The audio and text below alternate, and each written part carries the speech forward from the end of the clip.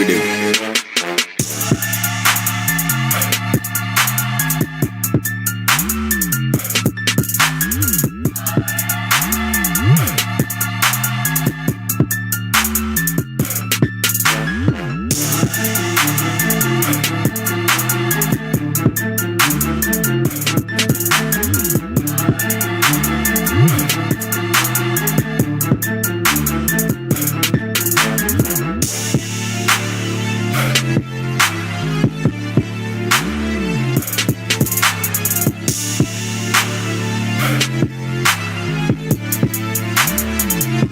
Monk on the beat.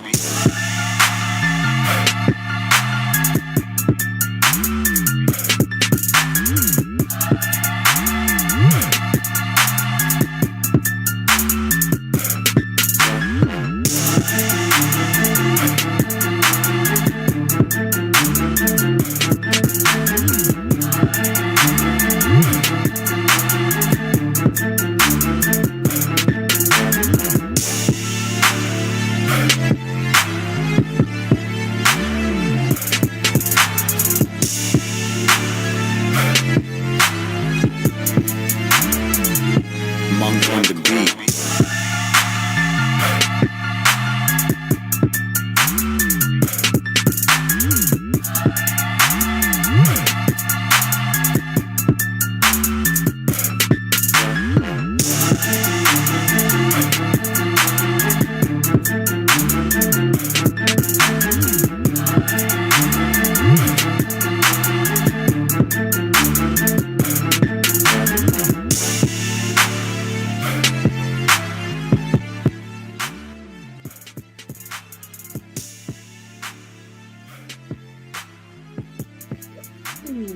What is up, YouTube?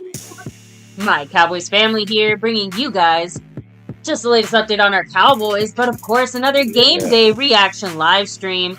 So watch our Cowboys kick off their second preseason game here against the Baltimore Ravens, right at home. Yeah, first game at home for the Cowboys in 2025. Of course, we're in preseason. It is week 2 of preseason.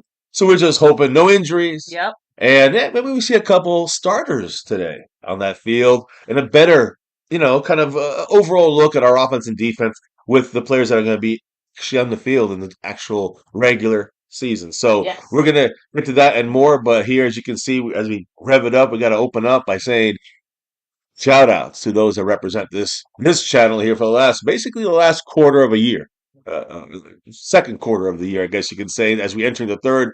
Shout out to the man Mark Hosepian, who is our current quarterly sponsor here at My Cowboys Family. So huge shout out to him, and you'll see him always on our board scrolling. But we also got to shout out others like the great Cat 52 as our Cash App King wearing that crown.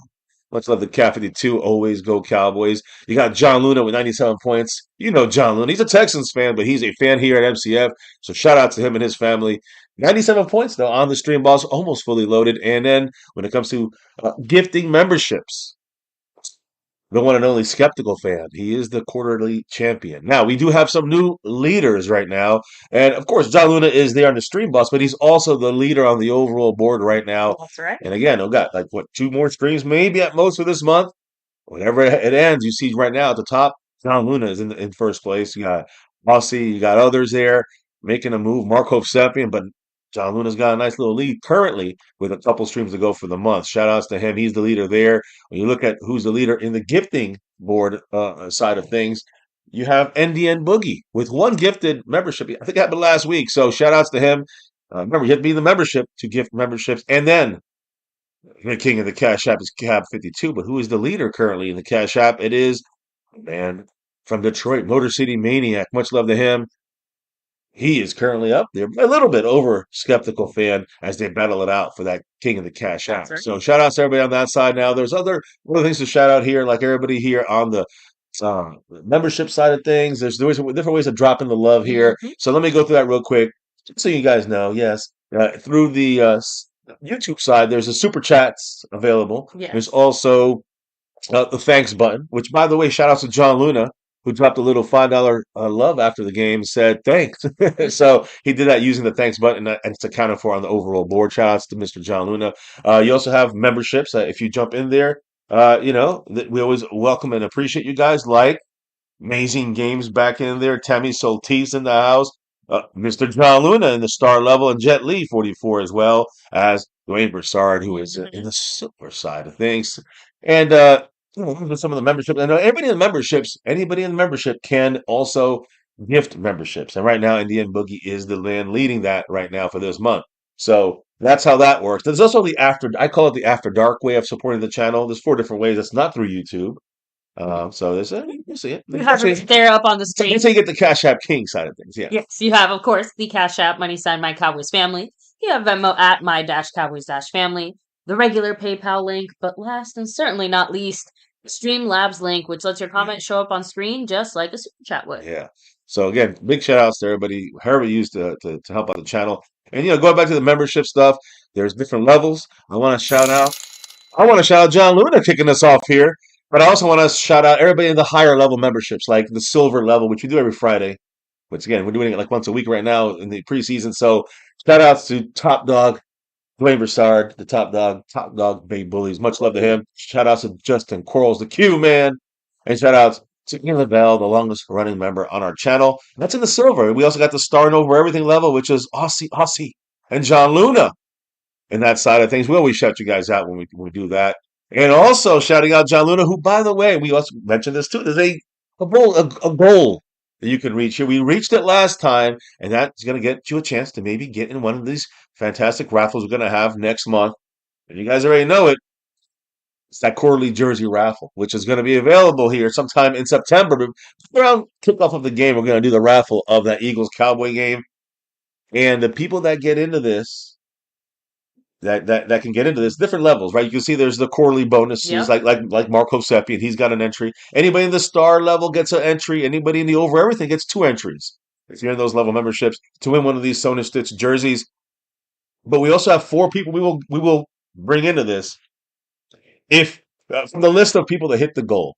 And like John Luna here is an example of that. You hit the goal. If we get all 20 hits on that, everybody that participated in it will get a raffle entry. And if we'll do a raffle, 4 different names will be picked out of that and put into this big quarterly jersey raffle. Right now, there's only like 4 people in it, technically, and we're going to add 4 more. So it'll be like 8 people. You got a 1 out of 8 chance to win. Yeah. So, hey, we'll see what happens. But right now, I want to hear from John Luna. He's back to 100 on the board, and he just dropped basically a pre-game $5 holler hitting that bullseye. You know what he had to say? Hit me with it.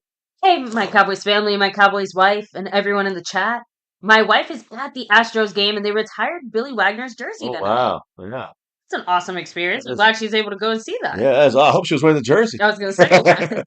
That is awesome, man. That is awesome. And, shout out to you. Hope your wife is having a great time, Mr. Luna. Hopefully you can chill with us, have a great time here, and seeing our reaction to this Cowboy game, which is... we want healthy Cowboys. Yeah, which is actually something that is number 1 for us. Healthy Cowboys. And you know what I expect to see? I'm going to talk about it, but I expect to see a lot more tonight from our Cowboys in the first game. We have now, you're going to see, we have a lot more people playing that are going to be starters and or, major participants in our snap count for the regular season. Anyways, I wanted to say this here. Like I said, great segue into the quarterly jersey raffle.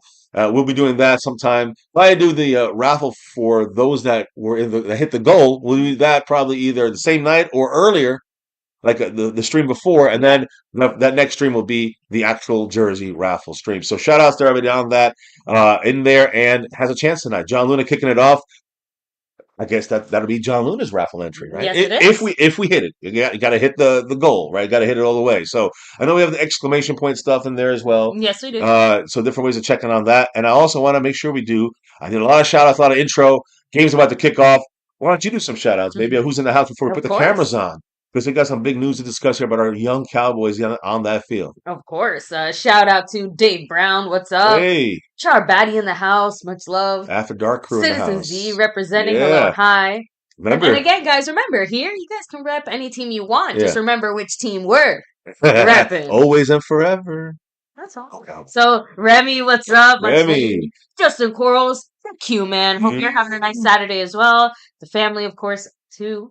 We have Tokyo in the house saying it exactly. Hopefully we play well and have no injuries. That is the key. Number here. one. That is the key.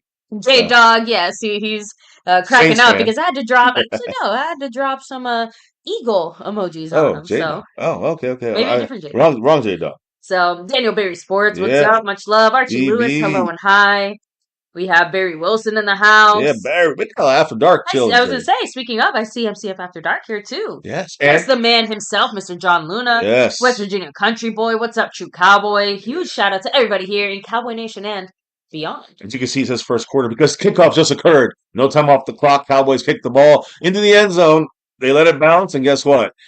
Touchback to the 25. Now, shout out to everybody. I'm glad you got that shout out. I know we got Shar in the house. She will help Mod here because she's awesome. But I also want to say a couple things as we go through this game. Baltimore gets the ball first. Cowboy defense on the field. And I'm going to go through a couple things here when it comes to the Cowboys and who's playing this game. Specifically, if we got on defense first, I want to say some notable defensive players.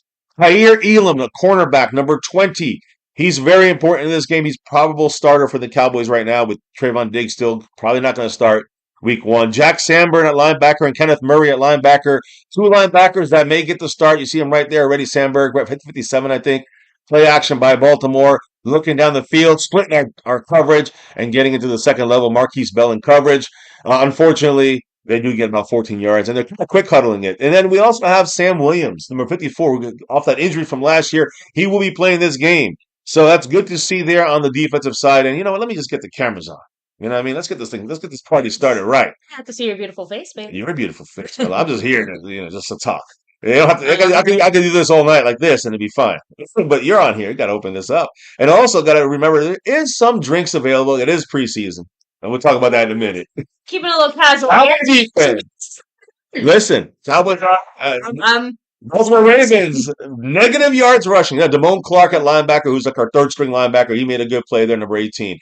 Welcome in, everybody. Welcome in. And Yes, if what's you up, see guys? this on After Dark, you know it. Yeah, I take it off, put it back on. It's Cowboys forever. Today, Some keeping Tony it Dorsett, some old school. preseason casual with a T. I know what's So that what's stuff. up, Rack City? Long time no see. How Aguilar again? Nice to and is Ryan Staubach still playing? No, but they are still selling his merch in AT&T Stadium. We'll get to that later. Yeah, shotgun for the Ravens. I know that's Dave likes the Ravens because of Lamar Jackson, but shotgun for the Ravens here. He's not playing. He hasn't played since 2021, I think. Oh, nice pressure. Sam Williams helping. Good defense. Actually, pretty good picture there. Again, the thing about number 57, Sanborn, who just made the tackle, he's a good coverage guy more than a run stopper. He's a coverage linebacker, and you see the ability there. Just need somebody who can, on those 2nd and 8s, on those 3rd and 9s, 3rd and 7s. That's where you want Sanborn coming in. You want to take out guys like maybe, like Kenneth Murray. You want to take him out. You want to put in Sanborn. So he's a guy to watch. He's a starter type guy. He's a free agent that we signed March 14th. Yeah. So something I know that we talked about just like personally shooting the shit, like while we're riding the car or something like that. I noticed that Marquise Bell is playing like a very pure safety role. Strictly safety. Strong safety, but still he sometimes comes in a box, but that shouldn't say it like that. Let's hit the ball. If it's a fumble or not. There you go. There's a rookie Donovan Escaros who picked up the damn ball. I like that smart awareness. I don't know. It was 48. I mean, I know Childress. I think Childress got the sack, and that's a safety. They're calling it 3rd and 9. Who got the sack? Well, no, then. No, it's that our was ball. The previous play, so then it might be our ball. Hold on, let's see.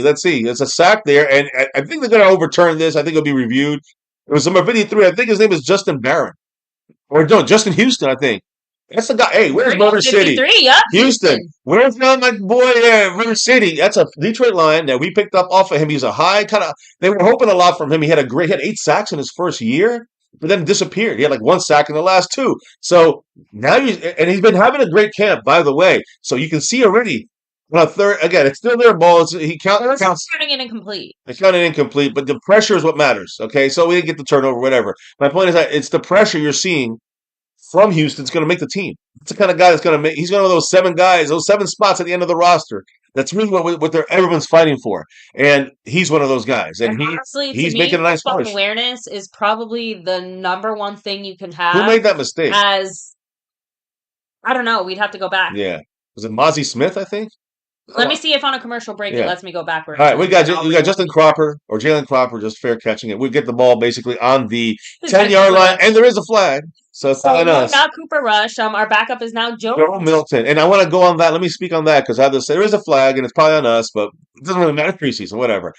Joe Milton is the plan. He's the starting Cowboy quarterback, and we don't know. Last time he played almost the whole game till the last half quarter, where Will Greer came in. You might see there's a false start on the Ravens. What I would do, if you're smart, you make them re-kick. You know why? You make them re-punt because they're tired. This is strategy. Maybe commoners might not realize, but that's in football. The idea, maybe not in preseason, but the idea is to re-kick, re-punt because the offense, who just punted, is tired, and I can run down the field again and make the tackle. Well, we rested on the return side. You make them repunt it, which they are, which is a smart coaching move, and then they're a little bit more tired. That little edge can make a difference to get a 12-yard gain and a return, a 25-yard gain, or you block it. Mistakes can cost you in a big way, don't we know? It's Fuego, by the way. I didn't realize. I thought that was you. In the house. So, and then Rack City said, no, I was talking about the Ravens quarterback. Is the Ravens backup quarterback Cooper Rush? It is, yeah. Cooper Rush is the backup. Yeah, you can see that you can see the Cooper Rush. I should have made a mention of that. I'm focusing on the Cowboys, but yeah, of course, Lamar Jackson's not playing. Cooper Rush is the starter, but since he's not a Cowboy. Look, I think he's pretty familiar with getting sacked in AT&T Stadium. Just throwing that out there. That's facts. That sounds like a place he's very comfortable. That is very true right there. Snapping the ball here. Hold on. Let's see what happens. Hello, Dallas Cowboy. We missed you too and your derogatory dad comments. Shit. Going back to the 10. But Cropper gets to return this, and he only gets 4 yards. If helmet to helmet, by the way. That's going to be 15. No, they hit him helmet to helmet. I'm assuming it's on the Ravens. Let's see what happens. Because he did tuck his head down. Let me put it up a little bit. The point is, I think it's on the Ravens, 15 yards. So actually, we ended up getting, a block in the back? Let's see. Boy, we ended up in the same spot. That would be some shit.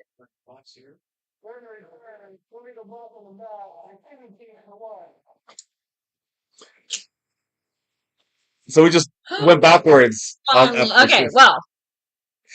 We're on. Put the volume back after that. So let me get real quick here. That was a flat. It was just whatever. Let me see. I thought this time I wanted to say that we get the ball here now. We're about to go on offense, and I do want to hit the chat up, but we need 19 more hits on the goal to hit it to get everybody in there. And I want to make sure we talk about the offense coming on the field right now for the Cowboys. The plan is for Joe Milton, number 10, our new backup, who had a bad start last week but ended better. We'll see how. I want him to start well this week because he's playing against better quality defensive players. Some more starters on the defense from Baltimore. And you're also going to see, I want to see him a little more calm here. He's at home now. He had his first preseason game with the Cowboys. Remember, he's a rookie last year with the Patriots, and we traded for him, a 5th rounder, I think, or 4th rounder. We got him. That's basically our backup quarterback we would have drafted. We got him 1 year into the NFL. So Joe Milton, number 10, he has a strong arm. He's not as accurate. It makes the best decisions, but he's getting better. And I'm hoping to see the progression of this game. That's what we're going to see now. What about running backs? Jaden Blue, the rookie, number 34. I want to see him out there. We don't want to see him, but he tweaked his foot and ankle 2 weeks ago. He's not going to play this game, unfortunately. He's in street clothes, and he's going to be held out. We got to wait at least 6 more days before we see him on that football field in that way, but he hasn't practiced even. So it's not a surprise. Now, running backs is going to be Miles Sanders, who is he's a good camp. He was actually banged up at the beginning of camp. But you guys saw he was basically the only guy doing anything as far as the run game this last preseason game. Well, I don't even think he played this last preseason game. 27 did not play. It was Maffa. Maybe, so Miles Sanders, he's the veteran. He's the older guy. And, trying to get a resurgence in his career. Miles Sanders, number 27, he will be on that field. He is kind of a projected starter with Javonte Williams, number 33, who's not playing. But those are the 2 guys that are starting. Behind them are guys like Jaden Blue, who's hurt. Behind him are guys like Hunter Lipke, who's playing this game. Guys like Deuce Vaughn, who a lot of people want to keep an eye on. So a lot of names there. But Miles Sanders, I already heard, is going to start, and he's going to play the entire first quarter. That's big to see where he stands, as a solid change of pace back. Because it's going to be Javonte Williams and him starting in the running back side of things. I will say Sanders probably had the best start of the running backs in training camp, even over Javonte Williams. So Sanders is kind of like going to get an opportunity tonight to maybe surpass Javonte Williams, number 30. So we're going to see number 33, by the way, Javonte Williams. But we'll see what happens with that. That's a big jump here. Watch number 27 on offense. Now, the big difference on offense is the rookie first-round pick, Tyler Booker. Tyler Booker, number 52, is going to make his NFL debut. First game ever, starting, playing, whatever, in the NFL with pads on. It's going to be against the Ravens tonight. You're going to see him right now in about 10 seconds.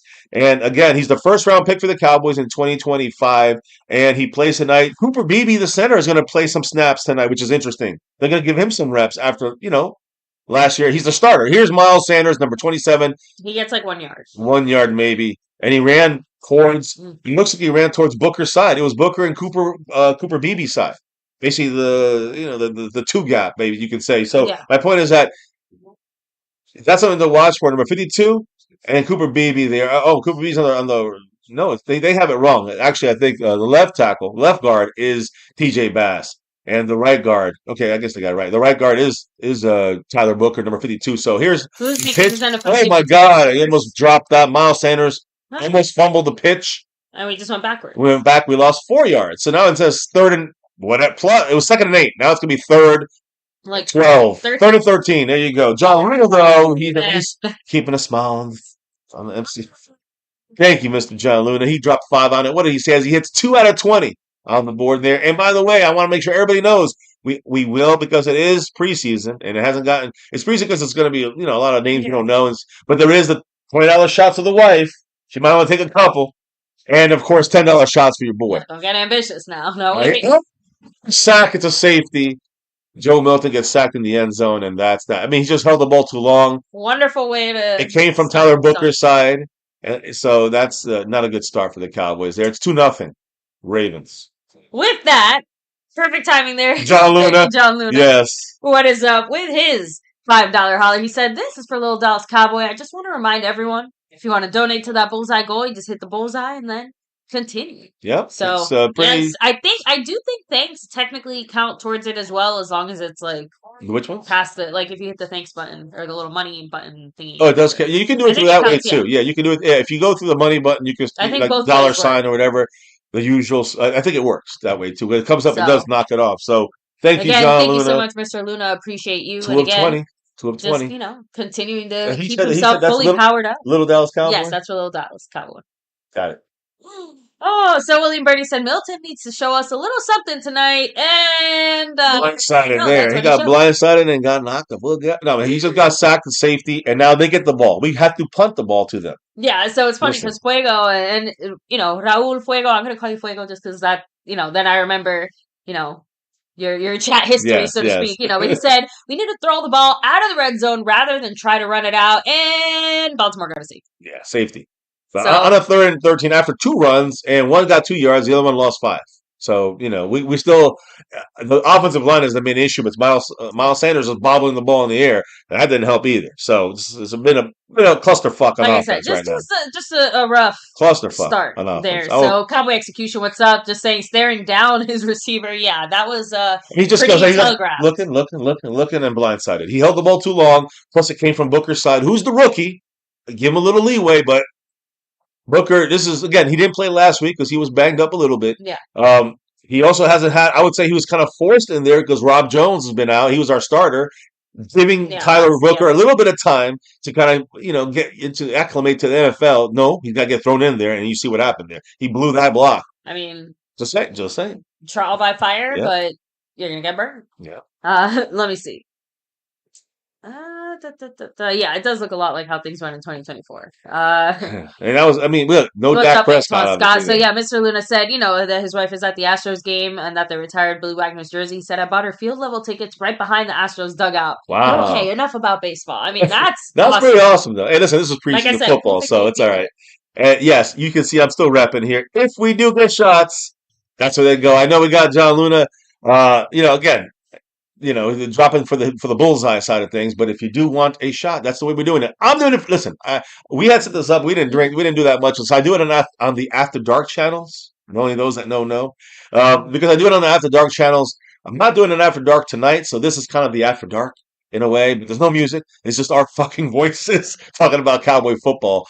Probably getting annoyed most of the night. So that's what we're doing here. And drinking definitely, it helps. But then it also makes us babble more. So anyways, it's all for the fun. It's all for chilling. And the return here by the Cowboy by the Ravens. The Cowboys with a stop there after about to the 25-yard line by the Ravens. So anyways, first quarter, still 11 minutes and 15 seconds left, and we're talking about mostly backups here. Yeah. Now, Schottenheimer went up to Milton and talking to him, saying, listen, you're staring the guy down, you have somebody open, what are you holding the ball for? So you can blame the rookie offensive lineman, you can blame some of the offensive line blocking, but he did hold it too long.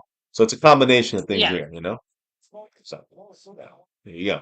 Hey, it's preseason. Yeah. I mean, yeah, but now defense, I want to see more from them as well. That first game, they played horrible. This first drive, they did okay. Stop the run. This play, they allowed 8 yards on the first down.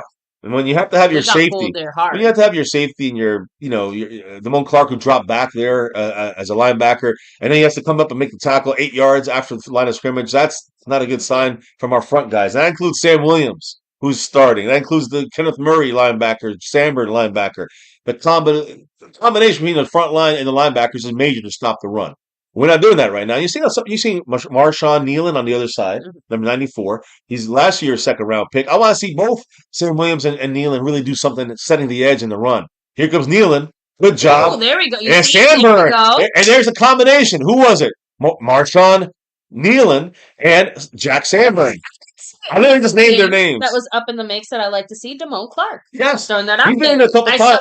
I'm just saying the first drive, I think it was the first or second, I can't remember. But either way, the point is that he was involved. I'd like to see him involved here. So Damone Clark, he needs to fight for a job in this team because he is a cut down guy. Absolutely. Yeah, he's the guy that everyone expected to be cut. So he's showing out here. He had a decent game last week. Nothing great this game. Already doing a lot of nice stuff. He's the type of guy that's the reason we're sitting here watching these preseason. And watch number 35, Marissa Leo Fowl. Actually made a tackle there. But again, no more help. He was in there and stopped it. If they had another guy right in front of him, they would have stopped them. But Leo Fowl can do so much. But Leo Fowl, if you guys know Palomalu from the Steelers, you guys will see a lot of those qualities coming out. Number 35 from the Cowboys. His name is Marist Leo Fowl. Yeah. Watch him. Keep an eye on him. You can't miss his hair. What's up? By the way, Rex, do you want to know? Is Sam Williams back? Yeah, he's back. He's playing this game, which is awesome. I said he's one of those guys starting, which is awesome.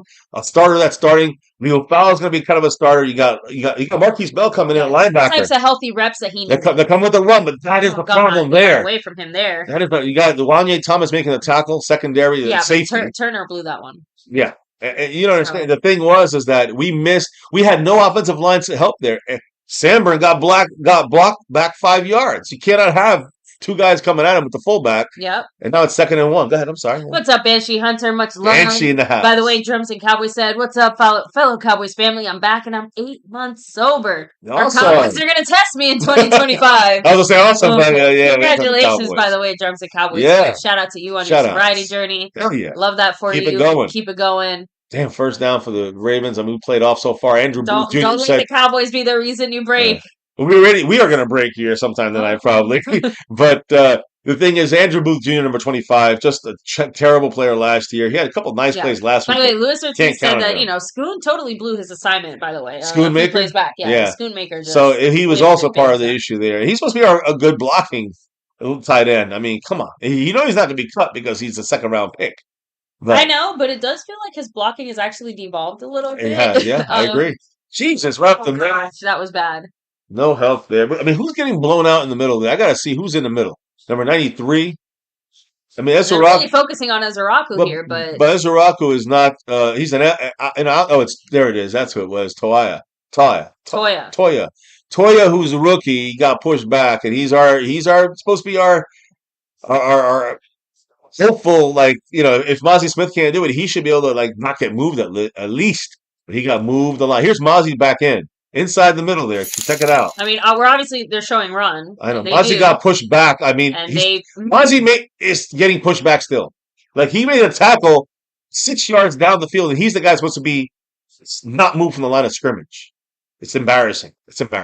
You know, it's not embarrassing. The man, John Luna, with another 5 on it. What is up, Mr. Luna? Much love. He's chipping away. 3 out of 17. It's all John Luna right now. What? He said, bam, bam, bam. Put this one for Antoine Scott. Oh. And shout out, Drums and Cowboys. Congrats. Great news. Yes. So, again, thank you, Mr. Luna. That means Antoine Scott, if he wins, the Raffle gets it. Drums and Cowboys for Bills. Wonderful shout out there, too. Yes, of course. All right, here we go. Let's see if we get and Mozzie just nothing. Mozzie's the biggest waste I've ever seen. Oh God, we got almost a pick that he dropped an easy catch. Elam was on him, but we gave him too much space there. No, we got lucky. Yeah, and he just dropped it. That would have been an easy first down. Yeah, and it just Yeah, the pass was just a little bit behind him. So Elam is, he's one of the guys. He's going to be our third cornerback, and I think he's going to stay at that spot. But they wanted to give him some game time, reps. He has 4 or 5 picks already in practice. On starter against starters. Yeah. Against I like feel like CD all and our other guys. I feel like our entire corner situation is so precarious that Delay, run, get the stop there. You know who helped stop that though? Who was there first? And they got Elam and Bell making the tackle, but who made the stop? I Who couldn't was see there? who was in there first. Maurice Leofau. Nice. Leofau, number 35, again. I love helping that run. He's like a spear. He's like a missile. And that's what Palomalo did. Watch. Let me see it Watch now. number 35 just come out of nowhere and just explode on him. Now, he didn't make the tackle, but he slowed him down. I know. Again. And again, that's great play. That's what I'm trying to say. Sophie, yes. right? Leofau, guys, I know you guys heard me talk a lot about him last year. He played towards the end and he did well. But I knew there'd be a big jump, and I'm just hoping. I'm really high hopes for 35. I'm starting to see it. Like this is the flashes. This is the beginning. 35 going to coverage here. They dump it down. Great job. Andrew he Booth. caught it still. Andrew Booth was just a second too late. Ooh. I mean, that was a good coverage. I was going to say, yeah, that was great coverage by him. Unfortunately, just a better third and fucking 9, and Cooper Rush burns Andrew Booth. Damn. He had a lot of those reps in practice last year with Andrew Booth. Holy shit. It should feel familiar, but... By the way, Eagle fans out there, I'm sorry to say that. I know that the league, NFL, confirmed that the Eagles guard, Landon Dickerson, remember, he played the Eagles in less than 3 weeks, had a procedure yesterday morning to repair his injured meniscus. The goal is that he could possibly play against the Cowboys in the season opener. So they still should be 100%, which is fine. Bring it on. But Landon Dickerson is one of those guys to watch and injury-wise. Now, we can't stop the run. They get the first. They get into the 10 zone now. I mean, after the first and 10, they got 12 yards. I mean, Motor City, much Motor in the house. Hey, we saw Houston do good. Number 53, your former guy.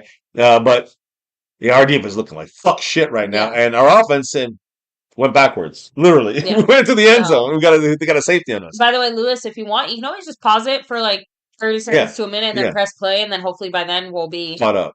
Pretty much on the same. If you guys want to catch it up, just pause one or the other, so we catch up, or it catches the streak. It's all like the 6.5. Got a full back run. Yeah, that's what's they go left. Oof. There's Wanye Thomas. There Good job. See, Wanye Thomas is a good stout run stopper. At a safety. Yeah. A flag. I was just going to say, I'm like, that looks like we almost broke him in half. I'm assuming it's going to be maybe a tackle. It could be a hold, though. We'll see. I don't know. I didn't see what the penalty was, but usually something like that could be a hold or. You're probably right. More likely that that's a hold. Okay, it's holding on the Ravens. Oh, there you go. That's good. Thank goodness. That's John Connor, what's up? Saying not being able to stop the run is frustrating. That is one of the biggest issues of this team for the last half decade, and it has no signs of getting better. I think the thing that embarrasses me the most is that every single attempt that we've made, even the reasonable ones, have not worked out. And I'm sorry, I still hold McClay personally responsible for Mozzie. That one I'm not going to get over anytime soon. I do too. Not he's off the team. Or I do too, but it's unfortunate that he has to be, held responsible for every little missed pick or big missed pick because the team doesn't do anything else to help the team. You know what I'm saying? It's all on him. We already know that our front office is going to make, say, like a 3-yard gain there on a pass. Interesting decisions. Yeah. I agree. We've always kind of counted on Will McClay to at least try to minimize that damage. But when this one feels like he personally messed up. Who cares what the front office wants? He fucked up somewhere in a big way. I agree. My point is that we can't look at that and say, "Oh, it's all on him," because like the mess ups because we have given him no other ability to do anything. It's all on the Joneses who they want to get the bargain basement free agents. Yes. We don't make any big trades once every 5 years. Second and goal. But no pressure on fucking Cooper Rush. He throws the ball away and they still almost catch it. It would have been a touchdown. Samberg was a little off in coverage there. But it's just too much time. I mean, Sam Williams is supposed to get pressure. Sam Williams completely missed. How does Cooper Rush move so well in the pocket? Man has never in his life moved well in the pocket, and he still had like 39 years to just like scramble his way on out of there. Let me see. Samberg's in coverage here. At least the other guys are covering right. See Childress, number 48. Yeah, he's making a run. Zion Childress. He's making a run at this. Some people are saying he may even start as a nickel. Yeah, nickel cornerback. So slot cornerback. That would be interesting. That'd be interesting. I didn't drop the guy. I was trying to make earlier, and I got interrupted by the stuff we're seeing on screen. No, here it is. Third down and goal. No pressure. I mean, zero pressure. This is embarrassing. And he still found no one. Thank goodness we had coverage there.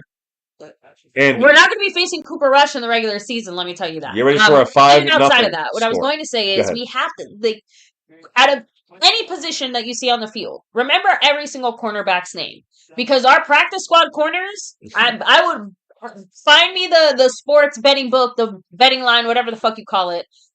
I would bet money that our practice squad corners are going to be seeing starting time. Because the way that our corner situation is, every single one of these guys, I'm keeping their name in my brain because I know they're going to see the field. You have to know them. It's precarious. Like you just said, like even just you saying that just reminded me. I'm like, oh, that's right. Oh, and they go the field goal. So now it's 5-0. Interesting. A wonderful baseball score. Yeah, so that's where we're at right now. So, now Cooper Rush is playing for Baltimore, John Luna. It's a little funky because obviously we're used to Cooper Rush being wait, is Cooper Rush on backup again? No, Joe Milton's warming up right now. It's the backup battle here. Both of them. Joe Milton and Cooper Rush are backup. I kind of joked. I'm like, Cooper Rush is used to getting sacked in AT&T Stadium. That's nothing for him. He also threw it to the other team. He also used to throwing it to the other team, not the Cowboys. So I'm just exactly. So John Connor kind of mentioned in the chat. It seems like our front office and our coaching, scouting staff, it seems like we have a deficit when it comes to defensive tackles. Like we're missing something here. But the thing is, the bottom me, I think it's not. I think it's what the coaches were at the time was Marinelli, and the coaches are looking for in that nose tackle, and also what Jerry Jones is looking for. So whatever's being told is what McClay's bringing up. Now Mozzie's probably the best nose tackle, the most upside at the time. So of course he went all in on that. But the point is that. The Joneses are very picky about nose tackles and safeties. Clearly. So when they pick those guys, they go for a deal. Yeah, they go for the deal. They go for the guy that maybe can have the biggest upside. So they like what Will Clay said. Yeah, well, he's got ability to stop the run now and then in the future incorporate the pass rush. He hasn't stopped the run yet. His third year. So that to me is where the issue lies. And again, Taco Charlton was more of a Marinelli pick. He got over, So I just listen. Everybody's to blame, but it always, and I hate to have to blame to say this, but I've been saying it for almost a decade but I've been saying it for 30 years since the day Jimmy Johnson was fired. But I will say it, and I'll say it again. It's the clown show, fucking clown show, guys, and the circus. That's part of this whole thing. Now, as you guys already know, the circus is shut down in Oxnard. Now it's back in Dallas. Not just the game, but the next two practices. I think it's Wednesday, Thursday. It's going to be in Dallas in the Ford Stadium or Ford Arena, whatever it is, in their little practice field. So that's it. We got 2 more practices, 1 more preseason game, and then cut down day. That's it. And we got John Luna, who's very short turnaround. John Luna in the house, dropping that 5 on it. So I had to have the clowns say hi for a second, but yeah, I mean, it's a frustration. With the clown show here, but never with John Luna. Maybe what did John Luna have to say with that 5 on it? I'll tell you right now. He said this one is for Drums and Cowboys. They congratulate a donation to put you in the raffle to help celebrate your milestone. Thank you so much, Mr. Luna. That's so nice. And again, awesome. Huge shout out to you, Drums and Cowboys. Again, that is quite the accomplishment. I hope for 8 months and 8 years and then 18 years and 88 years and a very future happy life for you. Yes, of course. And I hope that Cowboys win for you and yours. Yes, I was going to say, for your sake and for all our sakes. The kickoff's underway and we have Crawford taking it back to the 23-yard line. I'll take the clown show picture off. The whole circus. Because they were back in no penalty. By the way, I do want to say this. I do want to say a couple of things. There's reports about the Packers trying to get Micah Parsons. Those reports are false. There's also reports out there of Jalen Tolbert being on the trading block because we have a little bit of a surplus in receivers right now. So I've heard Jalen Tolbert on the trading block. Nothing's been happening yet. Now, the reason I'm mentioning that because our offense is back on the field. Number 81 is a player to watch, Jonathan Mingo. We traded for him last year, and at the end of the season, we didn't do much. But I think we got a 5th-round pick for him or 3rd-round pick for him. My point is that a 5th-round pick for him. My point is that he's got to produce because I'm thinking that they're looking at him to hopefully take over for Tolbert if he has to get traded or whatever. But Tolbert and Mingo, number 1 is Tolbert, Mingo's number 81. Watch those two guys. Colbert just caught the pass here on a first down and gained like 2 yards. That's one of the few moves that I could potentially see the Cowboys making, just because Trade. we potentially could get something we really want. We're giving away something that we can afford to give away, and it kind of goes Yeah, they're showing it there. Yeah. along the lines of something Because the remember, Joneses would after prefer. CeeDee Lamb and George Pickens, we got Tolbert, Mingo, Turpin. Here we go. And nice I'm hard. saying you look like Santa. Who, me? Okay, so the joke you guys don't understand is Mr. MCF and I, we were running some errands today, and one of the errands we were supposed to run but didn't get time to run was getting a haircut and beard trim for Mr. MCF. So Yeah, I like stuff. it'll be the next time. The next time you see me, I mean, again, unless sometime Less Miracle I Santa. go live tonight. Less Santa, hopefully a little more GQ. If I, a little more, you'll see. It'll be like a whole different. Yeah, is that you, MCF? So yeah, but the next time, yeah. Sorry, it just cracks me up. Moving my little. I know. With my daughter in college next week, I want to be presentable to the other families out there. Yeah. So, anyways, 3rd and 8 for the Cowboys. Joe Milton in the shotgun. Last time, looking down. That was nice. What? Oh, come on! That hit Jalen Cropper's hands. That's a catch. That's a good pass by Milton. Now, you guys can say, everybody can say, "Oh, Milton didn't make he didn't make any plays." That was a beautiful pass. This is a complaint I had last game. Even though we had some maybe not great passes, we had a lot of passes. Boom! Just right like this one. And Aaron Cropper right in his hands. And that one, everyone would be like, "Oh, that's why Milton's the backup, because he's so good. Like he's good enough to like Exactly. That was a great throw in traffic. You know what I'm saying? It was a good. See, these little flashes are exactly why we see, like, ooh, okay, I see why there was interest. I see why we brought him here, because he does have some of those Dak-like qualities, you know? But it's also, he's got a stronger arm. To say, that's a lot of power. He's got a stronger power. He's one of the strongest arms. He can throw the ball 80 yards. I mean, I don't know many people that can do that. You can see when he made that pass that was easy for him. He swung that shit. And listen, it's hit guys in the hands last week and they bounced right off of them. They couldn't catch it. Same thing has happened now in this play. So I count that as a good thing for Joe Milton. That is a good play by Joe Milton. And I don't care what his stats are. Oh, we got the lunatic in the house. The man. The man, the myth, the legend. Oh, lunatic in the Shout house. out the $2 holler. He said, stay humble and be blessed. Let's Always. fucking go. You know it. Dallas Cowboys for life. Hold on. DJ Cowboys. Cowboys. Let's go. Thank you, man. The lunatic appreciate you. Hopefully you and the family are also doing well. Yes. I know it's been a long off season, and we haven't, been able to do schedule changes. Late night stuff can't be done as much, together when it comes to like football streams. So I might do once in a while during the season. I might do a solo stream MCF stream on here on here. That's why I do so much after dark, because it's basically solo streams. But it's not football over there. It's more shit talking and politics and other stuff. Over here, it's only football, Cowboys. And so shout outs to the man, the lunatic, the Godfather. Remember, getting the membership side of things. Now, let me just say a couple things. I did want to say, if we hit the chat, we can definitely hit up a couple quick comments. John Luna, by the way, 98 points. I think we're 3 or 4? We hit 4 times, so we're 16 away from hitting the goal. Now, I do want to say this. We talked about the injury to Landon Dickerson from the Eagles, which, again, we see him in less than 3 weeks. Yeah. They say he should be ready after a little minor touch-up there. Cowboys, we had an injured Dakota Shepley. If you remember, he works out with the Cowboy. He's real well liked. He's always practice squad, kind of a center guard guy. Cowboys actually released him from the injury reserve today because they had an injury settlement. So basically, the Cowboys said, "Look, we're not going to hold you on injury reserve anymore. We're going to basically have a compensation package here and say, peace out. Now you are a free agent, but you're not assigned to us anymore." And it was just an injury settlement. Dakota Shepley is now a free agent fully. Now, remember last week there was a CeeDee Lamb. You might have watched some of our videos of shorts, and you'll see CeeDee Lamb getting run over by the referee. You saw it when you shot it last week, maybe here live. So what happened? Though there could have been a fine for that. Yeah.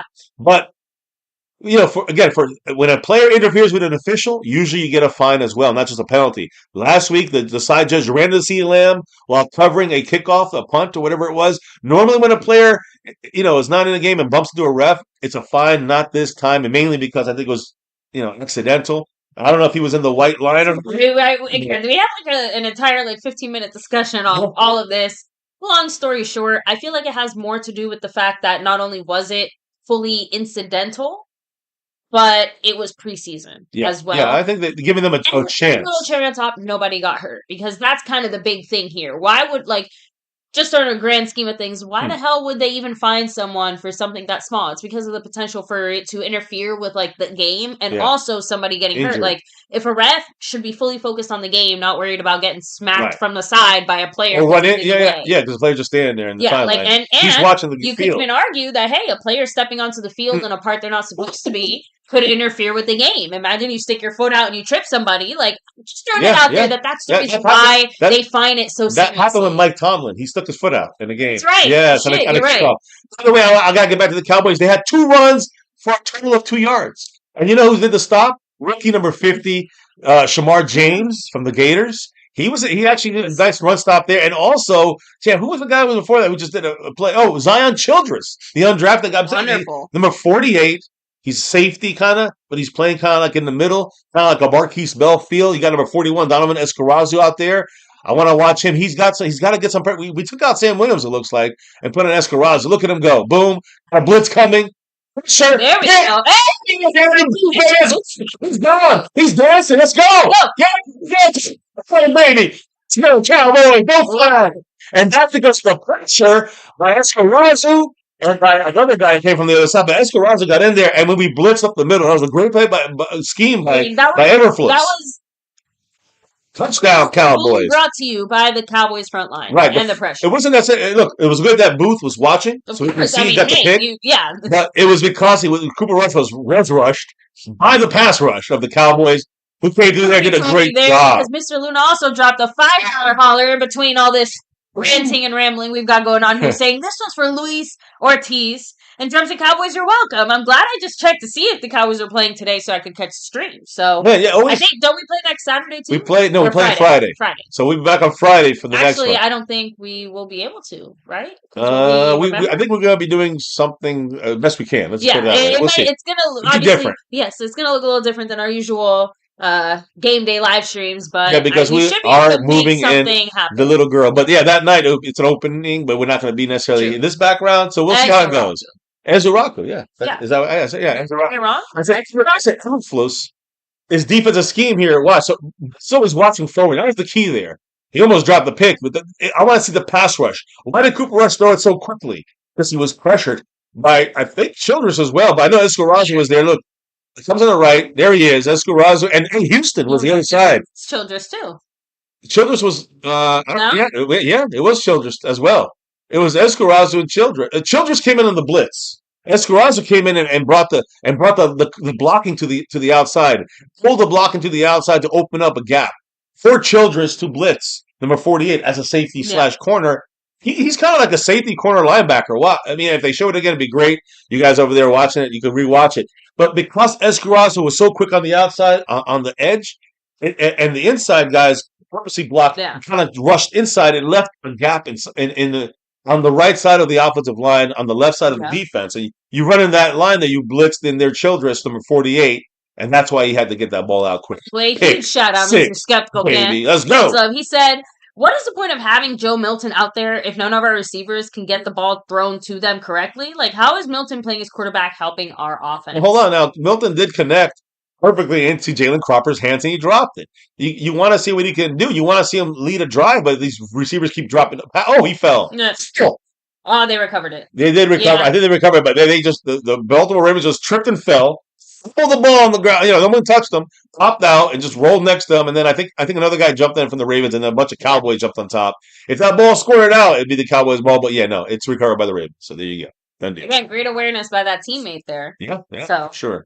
Broken Nerd, much love. Huge Broken shout out to Nerd you in the guys, house. Again, a long time no see. Really glad to see everybody trickling in and saying hello. Yeah, look. All these That's a fumble weeks because no one away. was touched yet. He wasn't touched. Look at that. Oh, so close. Our guy jumped him rather than get the ball. He was in midair, and then when the ball popped out because it hit the ground. But again, now if he was touched and the ball hits the ground, he's down. Just so you guys know. Yeah, and Skeptical Fan, I would say that our first preseason game, it was definitely a lot more about Milton being inaccurate. Fully agree. Yes.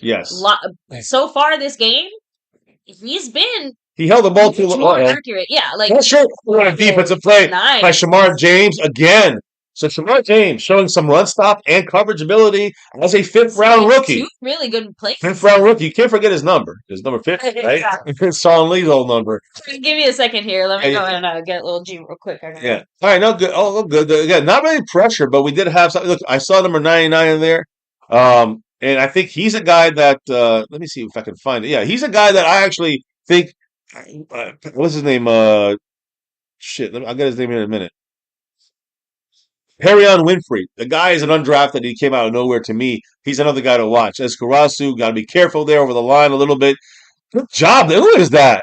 I got to give credit to Booth there. Took on the block, went down, and then was able to roll somehow the tackle in there. And able to, Damone Clark kept the pressure coming. So, job. Damone Clark, I got to give him plus ratings in this game. And good job by Andrew Booth, actually, with the pick six and that tackle there. Even though he had a couple of bad coverages earlier, he actually had a good coverage, and Cooper Rush just outdid him on the pass. So, great job here by this game, by the defense, a big difference than last time. I'll say that. That one bad drive led to those 3 points. Outside of that, the defense has been playing pretty aggressively with Everflux. We're going to blitz here. We're going guys on the line. We drop them back. Only 4 going in. Houston gets the pressure. They get the first down. Fuck. So again, Damone Clark off coverage there, and he's a little bit banged up. But if Motor City's in the house, I hope you're watching because you've seen him at 53. It's James Houston. And the guys, I got to play, he's popping up the screen right now. James Houston on our right, on the right side of the screen, but really on he's our left side of our screen, but he's our right pass rusher, right edge rusher. And with Escarazo, the rookie, on the other side, who's quick and fast. But man, Houston is rocking fucking shit tonight. I love it. I gotta say, that's what I like to look at.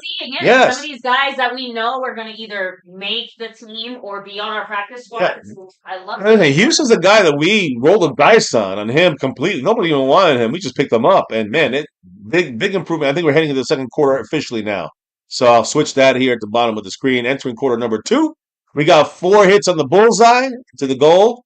And we also have, I guess no shots tonight. And no need, really, I guess. It's up to you guys. No, should I do like that? Yeah, I'll do that. Is it thunder outside? Yeah, that's. Oh shit! Yeah, it's about to go down, rain hard. I hope we don't lose our connection.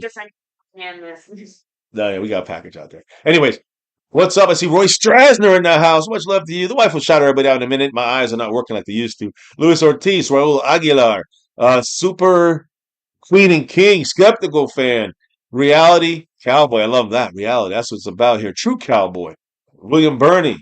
Appreciate you all. I'm actually go through a couple quick little last things here that I wanted to kind of clarify. I talked about CeeDee Lamb's situation. I think we're saying on defense, if we get a solid defensive tackle, I know Christian Wilkinson is a guy that would be incredible to get. He has an ankle injury, a foot injury still, and he's not signed yet. But that guy, when he's healthy, he's $20 million. Cowboys ain't signing him, and he's not going to sign for 3. You know what I'm saying? So I'd love for the Cowboys. Oh, look at you. She just curled up. I would love for the Cowboys. I would love nothing better than for the Cowboys to have an opportunity to get someone like like a Christian Wilkinson, but that's not realistic. I think we're in trouble inside stopping the run. Yeah. The other thing I want to say, if we think that has the potential to happen. Yeah, I mean, right now there's really no signs to say we have any real good. Exactly. When you have your undrafted number 99 as your number 1 guy there, and a rookie in the 7th round, we're in trouble.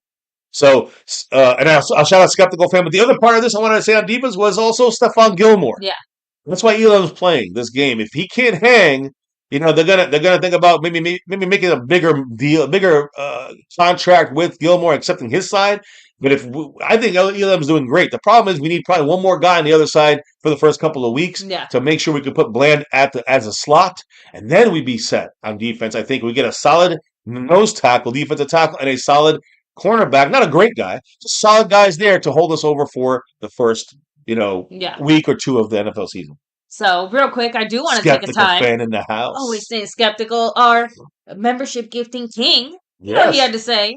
I keep hearing Sam Williams is garbage, and also, how is Muzzy Smith doing? So Muzzy Smith is playing like garbage. He's a bust of immaculate proportions. And Sam Williams. First time we've seen Sam Williams back. I don't think he played first. This is the first time he's back. He tore his knee last year. But honestly, in the first days of training camp. To the pressure that some of it, seen, but he's not in the game anymore. He only played the first couple of snaps. Here's some pressure from Tyrus Wheat, who's playing well. There's a great tackle by Israel Mukwamu, who the guys vying for that slot nickel cornerback, third Yeah. cornerback spot. So this is a big deal. That's why I mentioned Gilmore, because you're seeing that possibility. Hey, skeptical fan, if we hit that goal, he's got a raffle. That's right. By the way, So, reality cowboy.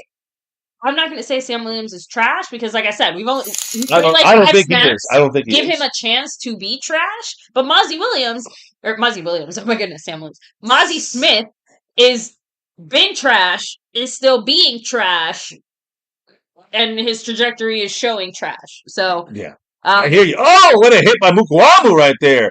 Even though his safety had to come in there and do it, a cornerback, he brings the heat, and he's 6'5". Mukwamu, big guy. Anyways, I'm sorry. Unfortunately, I missed it because I was know, actually reading the chat. I see John Luna dropped it in here as with well. Luna's comment, his $5 holler. He said, "This was for skeptical fan, and unless I'm missing something, Dallas, the Cowboys are keeping their penalties down. So yes, this game so far very different from the first preseason game. That game was, Good catch. as sloppy as Great you can catch. get it. Here, only one penalty. Great catch by John Luna there. That is true. We have much less sloppy. We have many more starters and starter type guys in there. Oh, could not do it. That's a big one. Listen, we set number. Gosh. We set number. We're trying to strip the ball. We set number 93 in there. I know, but we just pinballed the dude into another. I can't say his name.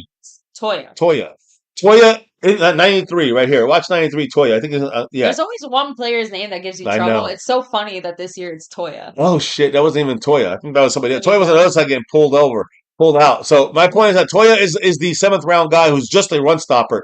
He could not get the job done there. So that's not good. Now they moved Toya out, and looks like they got Mozzie back in there. Look at him, he's to the left of the football right now, Mozzie. Now, see him with no hands on the ground. Kwani also is saying, so far the offense hasn't really shown anything. Not at all, nothing. It was more of a it's been some pressure. Like that. Low pass. But it did its job. It was pushed inside. So was it Mozzie? Actually, it was not. I want to know who's the other guy. Because the other guy gave the push. That's the guy, Perrion Winfrey. Sorry, for a second I saw the win, and I'm like, listen, look, you got Mozzie and Winfrey. Yeah. That's what I'm trying to say. Who's better? Winfrey's been better the entire. Look at him. He just overran him. But again, that's embarrassing. And that's my point. He is better. I've been saying this since week 1. That Winfrey, that this guy, I can't even say his fucking name, but he's better than Mozzie. They're next to each other again. Let's see how this one goes. He's double teamed here.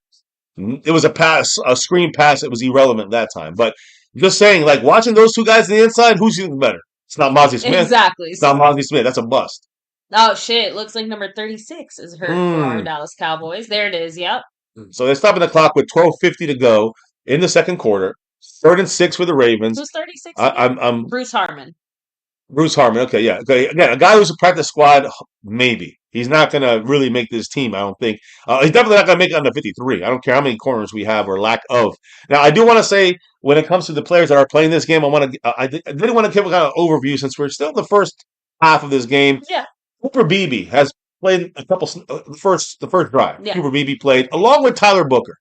I wouldn't say it was the best drive at all for those guys. Miles Sanders played in that first drive, some snaps in the first quarter. Not very good for Miles Sanders. I'm going to say that. Hunter Lipke played a couple snaps.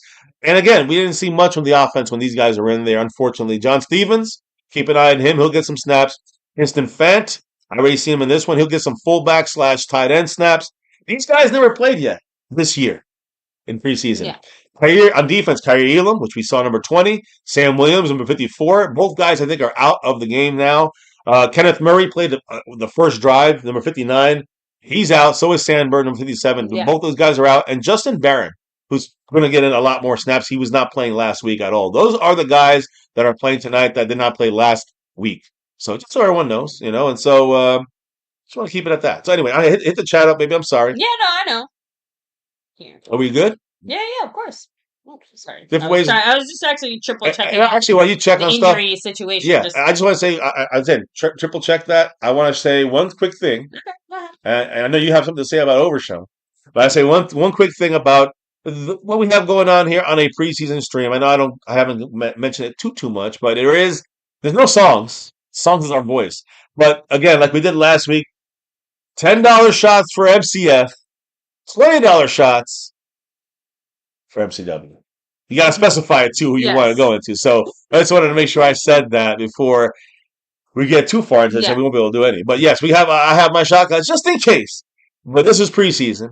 There's no depression here when it comes to losing a game. But it's just more for like the relaxed party vibe, I guess you could So, say. and by the way, skeptical fan, huge shout out to you. Thank you so much for that Oh shit! $2 holler. Okay, A okay. big old thumbs up All there. right, No, then it I, is I the think side. I think it's just being a little Oh, slow. is it Remember, just the stickers maybe? Huh? I remember every once in a while where Yeah. it's just like YouTube has this problem. Yes. So Unfortunately, I yes. feel like it forgets. It's a little rusty. So we're gonna see it pop up, watch in Yeah. like 30 minutes You're randomly. like, where did But that thank come you so from? much, skeptical. I will give you the big old thumbs up here to make up for the one that didn't come up on Yes, screen. thank you. So There you go. Thumbs up. sorry, design. I have what it's called, what, hitchhiker's thumb, right? Or like, We because got like you curved see so how, much. yeah, like it's like So after they got the injured player off the field, we got 3rd and 6. Ravens have the ball. Cowboys are playing up.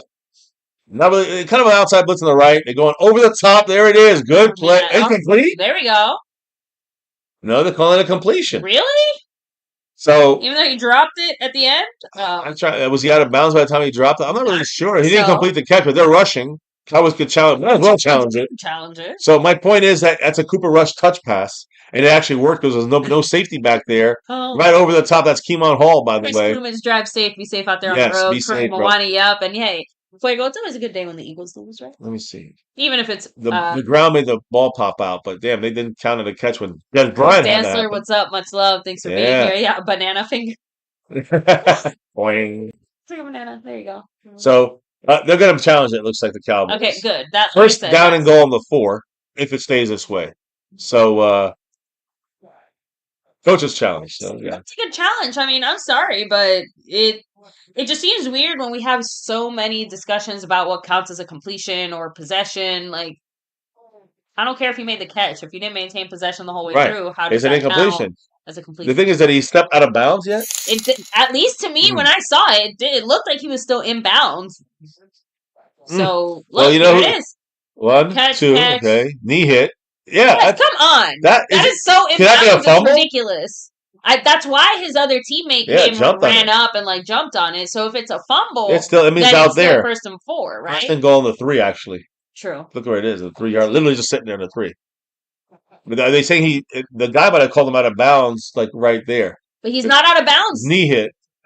We need the vertical view, but I'm Yeah. sorry. Based on that, Here. he's still perfectly Where's in his knee? bounds. Where's his knee hit? Right there. Like, And the I'm ball sorry. popped out after. I don't know. It's very close. you guys in the chat, you let me know. If What you did guys Mr. are John able to Luna see say it. here? I see it's a Mr. Luna, you know what he said. true cowboy. This donation is for true cowboy Luis Ortiz. You're welcome. Just glad I could help a few people have a chance to get in that jersey raffle. So again, Awesome, brother. Thank you, Mr. Luna, John for Luna sharing the love so much. is the man here at Oh, MCF. here's the official review. Stands. So that's innocent. It's worth the challenge. Might as well. We're in preseason. It's not the end of the but world. shit like this makes me go, damn, I don't know my football. It does wreck your mind a little bit when it comes to some of these things. But I posted a mic'd up situation with CeeDee Lamb. Yeah. They're running in, no touchdown, no gain. There's a CeeDee Lamb mic'd up, and there's a CeeDee Lamb mic'd up the video I uploaded today. And if you guys watch it, you'll see that the referee, CeeDee's like, how did I get the penalty? Or why is there no penalty? He's like, well, because you pushed off on him. He goes, well, he was holding me. So I pushed him off of me. Like, you got to push his hands off of you this way, not this way. That's an offensive interference. He kind of like was trying to not necessarily argue back, but just kind of like get more clarification. Like, am I supposed to push off the way you're telling me to? Well, I don't think, my question is, should a defensive guy even be holding you in the first place? That's the problem. Another good stop at the Cowboys. Now it's 3rd and goal on a 2. On a 3, no real gain there. I know, but 2 stops back to back. Some guys are getting a little Chippy. pushy and shovey. And that's what I'm trying to say. Though when I look at that, I'm thinking, is that? I love the whole chat. Everyone's just like, "How the fuck was that a catch?" I'm sorry, but how was that a catch? I don't know. Like I said, like shit like that. When I see it, it makes me go, "I'm stupid. I don't know football clearly." I know, and we're all insane. Let me go ahead and fix the NFL Plus. By the way, I'm going to pick with you. Well, let's watch. Okay, as I say, here it is. This is a 3rd and goal from the 3. So they didn't gain a yard in 2 plays. Another run to the right. And this time, baby. Wow. Cowboy, and someone came in there and just popped them at the right time. Man. They gained a yard or 2, but they didn't get 3. See? This to me feels like the biggest win so far of the See, you need these tests. Okay, so let's say the catch was incomplete. I want to test this team on the goal line. I want to see what we can do. We got, who played all 3 downs? Toya. He played all three down. So did Mozzie, actually. Mozzie got double teamed, but didn't do fuck. Who's that in there? Mukuamu. Ooh. Mukuamu took the right lane. You have to know which lane is yours. You have to be disciplined. They're going They're for a going fourth for and goal. That's it. fine. Let's test my Cowboys. I want to be tested. Let's go. We got a lot of guys here that are fighting for Guys, fourth and snaps. goal on like the one. Cooper rushed by himself. Shit, This I is think. broken Ooh, here. Come on! Ty Sweet. Go! Damn it. Why did Ty Sweet got in there, Tyler but Sweet? Why did you back up? it was more like I know because he was going he to just- try to stop the pass or something, but no, he was already putting pressure. You had on to Cooper attack Rush. him. You got to keep going. Cooper Rush had just that extra half second that gave it to him. The Cowboys were not ready, by the way. Watch the Cowboys; they're all over the place here. Look, they're confused. You got two guys that are confused. Yeah, I mean, wide open, wide open. He overrated because he said so his assignment is to cover the outside Tyler Sweet. So he knows that everybody's in coverage, so he's kind of stuck there. It's more on Tony Pride, Damn. who lost coverage, number 32. Who needs to have some more pride. It's 11 to 7. That one hurt a tiny bit. 7-11. 7-11 here. And now it's 12 to 7. I'll switch that in a moment. So, anyways, At least the it is score what it looks is. a little bit more normal just because 12-7 isn't out of the realm of possibility. If you either score, a bunch of field goals or, some kind of other Look. combination, maybe miss an extra point. It's just preseason. Score don't matter to me. It's my injuries. No. I know. It's- But it- I like want I to see said- Milton drive us down the field. Let's get that touchdown. Let's go. I want the pressure on the Cowboys. I want that. Honestly, this is where I want it. When I see the plays going, a part of me forgets it's preseason just because, that's I the know. point. I just want to see the play executed well, and I want to see the players, completing their assignments. And that's what I'm saying. I'm sitting 100% here, with you. taking it personal that Tyler Sweet didn't do what he did, even if it's a preseason game that doesn't matter. I know. Just I get it. Trust me. I understand the frustration. shout out to you, Mr. Luna. John Luna Much again love. hitting it. And that's what, 9? Another $5. 9 out of 20 That's right. on the board there. You know what he said? What did the man say?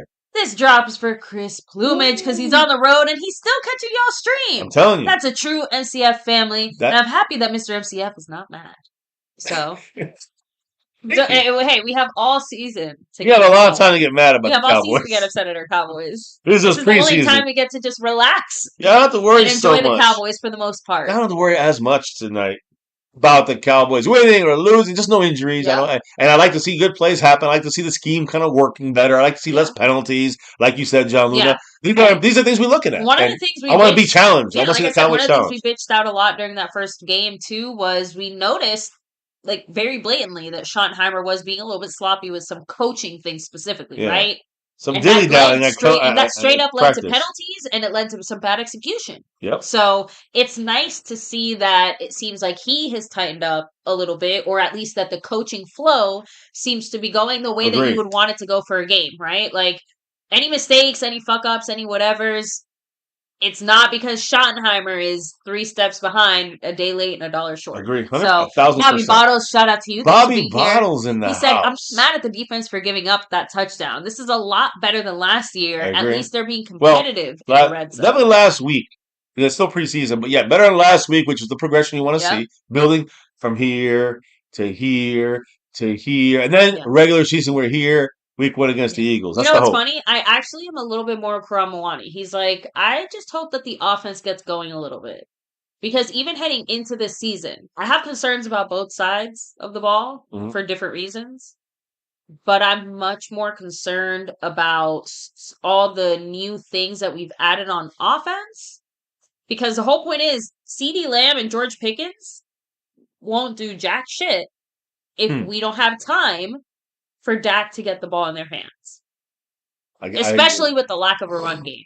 So that, to me, it means we're putting even more pressure on all the O-line moves that we've made, even more pressure on the O-line guys that we have now that, again, Zach Martin is retired and all these other changes have happened. Good return there. Cropper to the 35, 35, I'm going to say, why didn't they 36-yard line. I know. They're letting them. Let's see if they So- fumble. So, yeah, so it's, it's a few things that concern me there, just because, again, I feel like it's very easy for our offense to crumble. Whereas on defense, because I've already seen it before, we have a lot of guys with a lot of versatility we can play around with outside of corner. we're not really boxed into Right. anything at a lot of positions. We Raven have a is lot of injured. options. A Raven player's injured. Just let everybody know. Go ahead. Isaac, yeah, hopefully he's okay. Yeah. But yeah, just throwing that out there. I feel like maybe that's the real reason why I'm less worried defensively. But offensively, I feel like we're just like on a little house of cards, and we're just one card away from having it all collapse. So, by the way, shout outs to Carolina. What's up, CPG? Yeah, Carolina Panther guy in the house. Appreciate you all here. Hit that like. It's important always, but subscribe and hit the notification bell to all videos.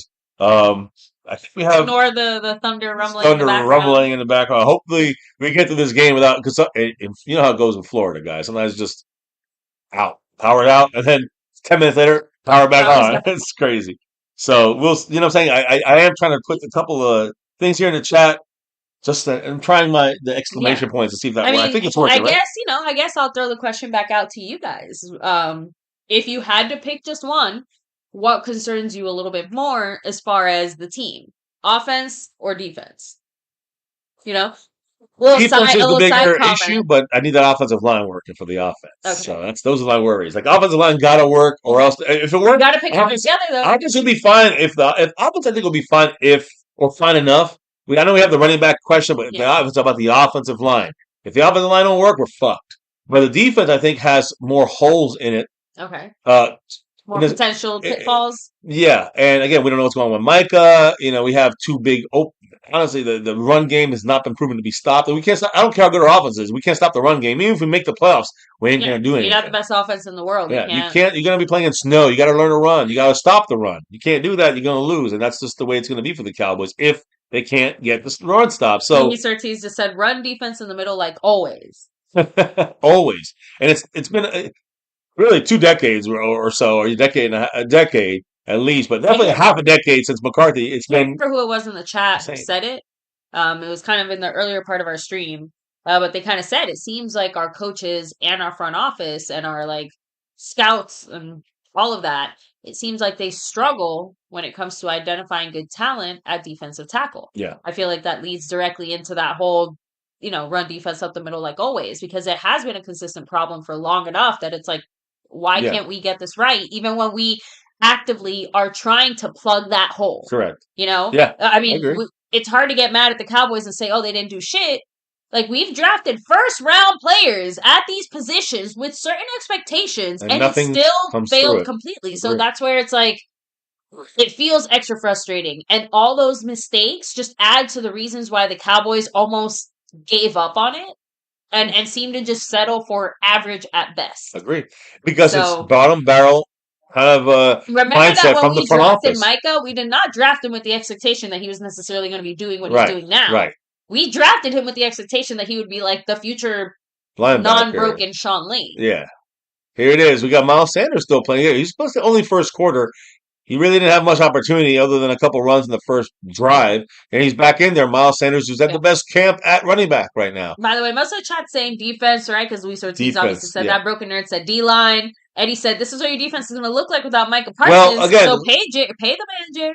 Pass rush, I think we're okay, actually, overall pass rush. I think, but Micah makes everyone better. Micah, you got to focus on him so much that everybody does better when you got Micah in the game. So, yeah. Here's a little razzle-dazzle, but we keep with Miles Sanders for the first down? No, probably short by a yard. Half a yard. Cowboy cracked me up. He's like, neither one of you know what you're talking about. Absolute joke of a channel. Who said that? No Town Cowboy. I know who that is. Let us know what you think about things there. I would love to know your. Do you think Roger Staubach's still playing? Just check in Motown. Anyways, John Luna in the house. Sorry, that just cracked me up. What's up, John Luna? I love nothing more than haters, but except for one thing: the John Lunas of the world. Much love to him. What did the man say? He's talking about love. He's giving raffle entries to people here. Yes. He said, he's actually agreeing with Reality Cowboy. He said, I totally agree. I love watching these two, and I'm not even a Dallas fan. I just love the authenticity, the honesty, and the unbiased opinions. And we never claim to be right, but, a lot of these other channels, they literally, like... They swear up and down they're Nostradamus. Yeah, and they try to convince you that, oh, no, we're great. We're gonna do great. Or the classic, oh, I totally knew about this all along. This is like my secret plot all along. You guys know. Knowledge. Like, no. Yeah, guys, listen, I told you this is gonna look. I know sometimes we do that here too, like when we say things that actually happen, but sometimes people are like, for 10 years they're hanging on to the word, that you're betting on the Cowboys to lose against 31 other teams. So of course you're gonna win that prediction every year, schmuckos. It's silly. It's easy to go against your own team. Yeah. It's 31 other teams. I'm not going to sit here and say Cowboys are going to the Super Bowl every single year. Never. No. We're fans. No. Good. Gotta get that crackback block to not do it. But Miles Sanders got away from that and got 8 yards on that run. Good job. Was pretty good footwork there by Sanders. And by the way, does that make it halfway? Yes, it does. You know what I'm going to do? Because it's earned.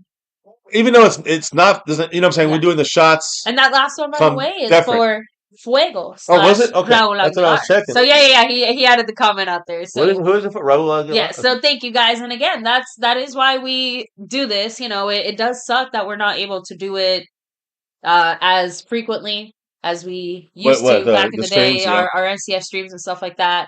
But I'm still really, really glad that we are able to do our game day live streams and still keep in touch with you guys, because honestly, like that.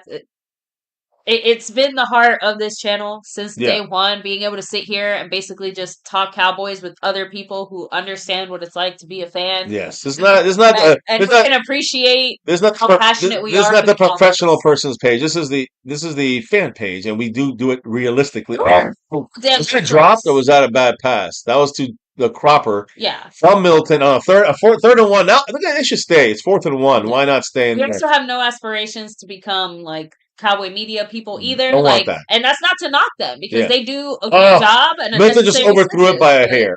Milton overthrew it. Just so you guys know. Just like I said, we're here to be fans and be fans, to criticize, to celebrate.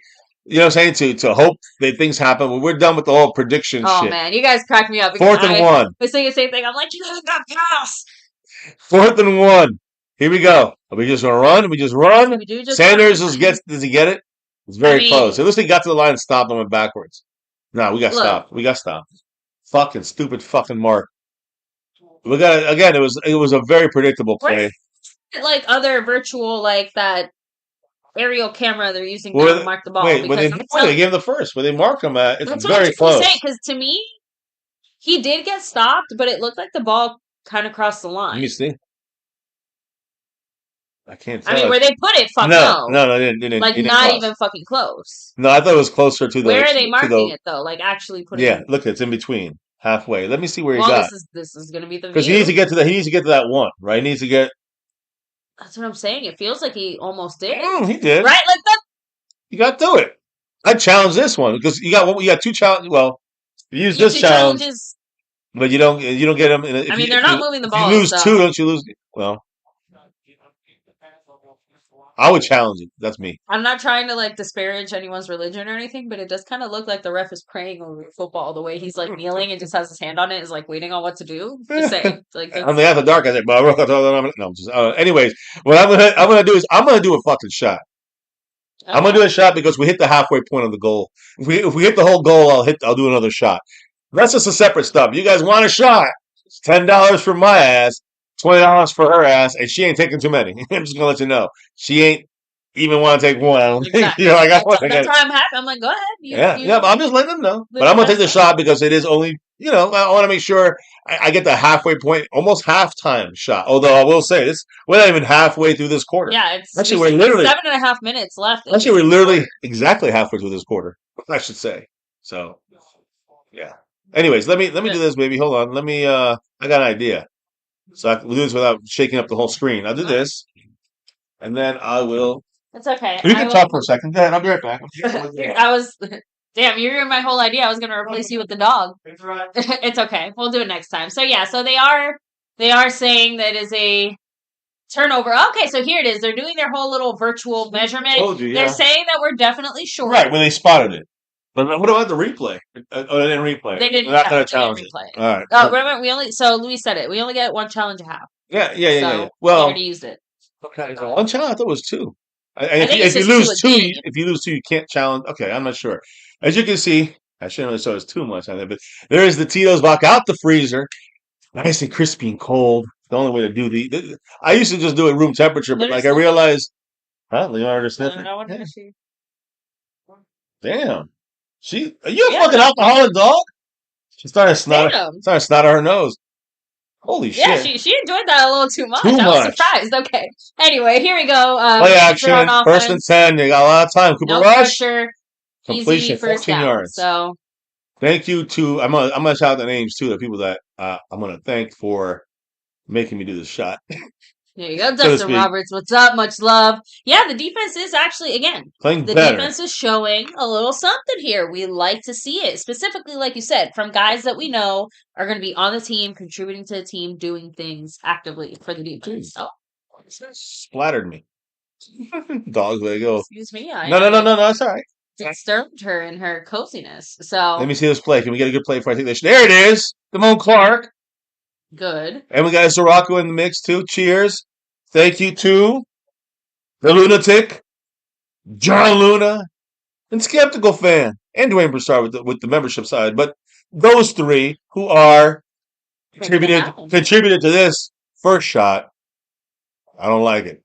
Go Cowboys, always. By the way, Mr. Luna also said here in the chat, he's like, this is what preseason is for. Try things like that. Maybe try some cheap plays, just keep other teams guessing during the year. Maybe do a fake punt. See what works. Mr. MCF's favorite thing to call. I think. I'm sorry. Yeah, go ahead. Damn it, they got us there. They got us there because the linebacker's covering the running back, and it was man coverage. So when they kind of crisscross, it makes the coverage really hard to stay on your guy. And Cooper Rush immediately saw that and dumped it. Now he's experienced enough to do the dump downs. Yeah. What was the question? It wasn't really a question, just saying that, that is what preseason is for. Yes, try a few, different things to see what works. Well, I agree with that. A lot of it has to do with that, but it's more like, okay, if that kind of worked a little bit in preseason, you do a different version of that. You got ready for the regular season if it worked well. You don't do the exact same thing because people will watch these. They will watch the preseason. Oh, my goodness. Oh, what a hit there. Too many yards, though. Damone Clark once again smacking it. I think Damone Clark today made a plus. Is a flag, by the way. Yeah. Damone Clark had has a boost today. Yeah. In respect of making his team, he's every time the ball's in someone's hands, he's hitting them. It might be a couple yards where he shouldn't be, but he's there. I mean, sometimes he's in the backfield. Sometimes he's crossing to the running back to change direction and go to the teeth of the defense. I like what Damone Clark is doing. He's definitely, and he was your guy a couple of years ago. Remember? Offside. It's on them. Good. No. Isn't it on? Is it on us or them? No. It was on them. Because our defense on the field. Now, HI said, why the fuck are the corners playing so damn far off? I don't see how they can properly be evaluated based on this play style. It depends on what I don't know what the scheme is going on right now with Everflus, but there was one play. There was one play when we brought Ezra Roscoe on the outside, remember? On the edge really deep. And then opened up, purposely made a lane and blitzed number 48, Zion Childress, in there and hit Cooper Rush, made him rush the ball, rush the throw, pick 6 for Andrew Booth, right? So you see some of the things the Cowboys are going to use in blitz kind of situations, try to create stuff. Imagine Micah and Escarasu or Sam Williams can get a little, he only had one drive, but these guys, as they get going, they're going to get better. They're going to show us what they can do and be used properly. Look at who's in there again? Say his name. Number 18, Damone Clark. Great again, man. Damone Clark, I'm telling you guys, gotta give it up. I just thought he's on the radar today. These are the moments that help you make the roster. And he's hanging on by a fucking thread, by a cut hair. It's just crazy because I want to say I forgot about him, but I had already kind of dismissed him in my head. I'm not gonna lie. I will say he was the number one guy to be cut. Not surprised, but the number one name that was going to be cut. Yeah, I think he's put that on back burner right now. He's playing fucking great and deserving it. Now here, let me see what good. Who is that? Keemon Hall right there, number 43. Great job getting off the block and making the tackle on the receiver screen. Keemon Hall, a guy who's fighting guys like Zion Childress, fighting guys like Israel Mukwama for that nickel cornerback spot, the inside cornerback spot, while Deron Bland has to play on the outside with Kair Elam. When they're on the outside, you're going to have somebody has to play that slot. By the way, but when you have the outside set, if you had Gilmore, you'd be able to move Bland into that slot where he's at his best. Okay, I'll shut up. No, Lewis in the chat said that 18 is also a very important number for LSU. Yes, that was his number. Damone Clark repping. Yes, that's his Bring college some number. hype there. So John Luna blitz away. right there from Mukwanu. Great. Is there a flag on 32? Because he grabbed it. He did grab it. It looked a little grabby. I wouldn't be mad if there was a flag. I'm happy there isn't. But real quick, Mr. John Luna, he said with his Boom! $5 $100 on the board. This drop for Jet 44, and please let him know that I'm thinking of him. The penalties are still down, and that's good so far. Yes, that is very, very good, very true. And thank you once again. And yes, when I see Jet Li, he's on the look. That's a flag on the Cowboys. They did not call. Troy Pride, is it Troy or Tony? Either way, that's a flag. Well, it's preseason for the refs too. But just remember, let's not cry about it when it happens to us in a game and we get Troy Pride. He gets a flag. That's why they knock it through. So now we got a 15-7 game. 8 down, which is one score, right? So, will we see a record breaking this year? A 71-yard field goal? I mean actually a 67-yard field goal. That'd be the record. Because officially that 70-yarder by Jacksonville did not count on the record books, but they are saving the ball. By the way, that's the first ever 70-yard kick made in any way. Yeah. Officially in a game in the NFL. So that's why they're keeping that ball in the Hall of Fame. But the moment it's done in a regular season game is the official record. And they'll also have that ball in the NFL. The thing is, who's going to break 70 yards? Because 70 still, even though it's not the record, even if someone gets 67 and gets the new record, who's going to get 71? You know what I'm saying? In a regular game. Exactly. That's the one that's going to be the one that, it's kind of like that record, like, can you ever really beat balls matter? Shame. I mean, anyway, I'm just they do always matter, of course. Just start out there. Anyway, I know what you're doing. Just cracking me up. All I think is one shot. That's why I'm saying even when I drink like on After Dark, which is maybe like 3 shots at most. Sometimes maybe at once in a blue moon I go 5-6 shots. That's why I'm like I know that even. 1 or 2 shots are gonna fucking make me feel a little bit of that buzz. Here we go. Oh, Jalen Cropper almost got crushed right there. He's just too antsy. Listen, right now, supposedly Jaden Blue, Devontae, he's the backup, but he's Cropper is the like 3rd string returner. Yeah. The starter is Devontae Turpin, and the backup is looking like 2 guys right now: Deuce Vaughn and Jaden Blue. But again, I didn't see any Vaughn today yet. That's the little guy from 42.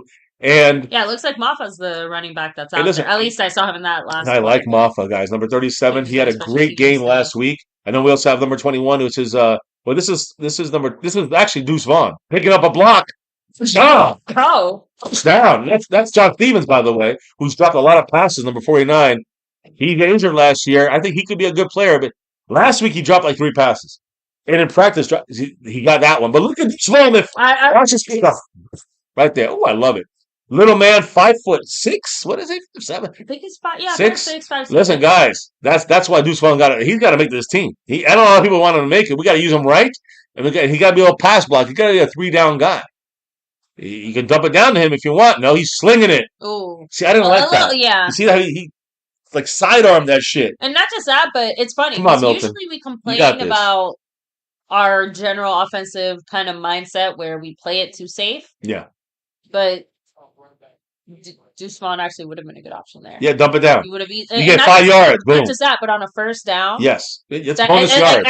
That's the other kind of part of these discussions that never really gets talked about. Because if it was a 2nd down, I could understand it a little more. That was a first down play. You can afford to.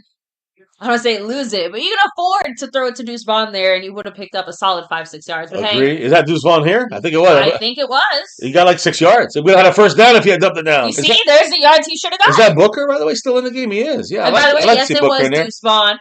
Deuce Vaughn and Big D. 90 points. Because why? 10 points off the board because Big D said, take a shot. I know. He said, go Cowboys. He said, go Cowboys. And I know that he also said, take a shot. It also hits, but it's a $10 drop. A $10 drops mean, I'm saying we got to take a shot. So, what's the name that's on the board? It's the band with the biggest D. Go Cowboys. I wouldn't know. I don't know either. He just said he's Big D. No, Joe Milton, move out the pocket. There you go. Extend the play. Throw it away. I was gonna say. Throw it away. Throw it away. You Good. said extend the play. I'm Okay, like, hold on. the play. Extend the I play. want to see the shit. Extend the play. No one's open. Do not take a fucking sack. I You know. throw it away. He did it right. At least that time. It's 4th and 4 though. So that's the only thing you want to try to find that open guy. Remember, if you had dumped it down to Deuce Vaughn, would he have gotten 4 yards? You said it. You called it. You called that, baby. Now, by the way, Big D hits the bonus, and so did it hits a target, and so does John Luna again. Hit the target once again. What did the man say? I'm gonna take that shot for Big D. Oh, Jacob doing a handstand. Oh, fuck that shit. Hell no. Mr. Luna said John the Luna for William Birdie, so he can be entered and maybe get into that final drawing for that jersey. Yeah. I'm happy y'all's channel came across my feed. So listen, bro, we cannot stress how awesome it is to have a supporter like John Luna, who's not even a Cowboy fan. That's what it's like blows my mind. But he's won jerseys here. He's won baseball jerseys here. I mean, the man and his family is fantastic, and it's mutual respect here from Mr. John Luna to us and us to him. So thank you, brother. Appreciate you, and best to you and yours. Yes. And I can't say enough. Listen, if you can throw on I know you're not a Cowboy fan, but you throw on the game, you see our reaction, you understand it's like a puzzle that's all put together. And I think everybody that's watching us, even if you don't like football, at least you can follow the drama of what's going on your screen. Now, again, this game is not shown all over the place, so it's not everyone gets to see it. We're breaking it down for a lot of people blindly for them. So we appreciate you guys hearing our words describe this game. Screen to receiver down the right side. He's going all the way, but tackle from behind from Keemon Hall, who was battling for that cornerback spot. Really good play for Baltimore. Elam's out of the game, which is good. Elam's taking a break out. He's starting for us. Elam's going to be a starter. Yeah, it's the sunflower seeds.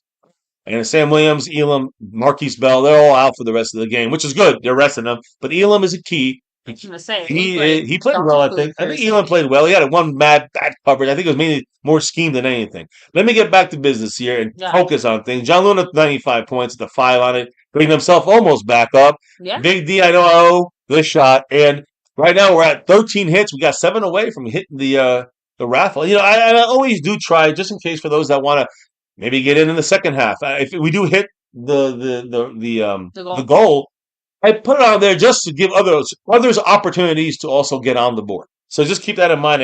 If there's a second half or a fourth quarter, 5 raffle, whatever, 5 hit raffle, whatever, I will do that just to give others opportunities to get into. Sometimes we've done 2 raffles in here, 2 different raffles, and we hit both of them sometimes. And those people's names all get put into the raffle to win. To get into the huge raffle, right? I say raffle 15 times. I was going to say, it's starting to sound like if I had to drink every time I said that word, we'd be screwed. Shit. All right. C is in the... We got wait. Mr. Luna said, hold up. I got to share the love in a slightly different way by gifting some memberships. Wow. Not just 1, not 2, not 3, not 4, but 5 gift memberships. Man, shout out to C, Dustin Roberts, Skeptical Fan, Talk Cowboys, and Texas Cat, all now officially in the MCF membership. Wow, blown away. Thank you, brother. Man, 5 big old that's huge. Thank you.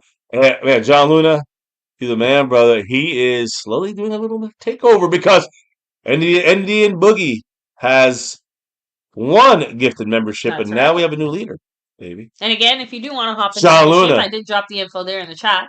I think if the little robot thing is working. But again, thank you so much, Mr. Luna. Oh, man. I'm fixing the board right now to make sure Mr. Luna gets his props because the man just dropped 5 on it. God damn, brother. Appreciate you. And listen, when the season starts, you're going to see the numbers kind of change. Yeah. Oh, wait. Let me see. I fucked up there. You're going to see the numbers change when it comes to...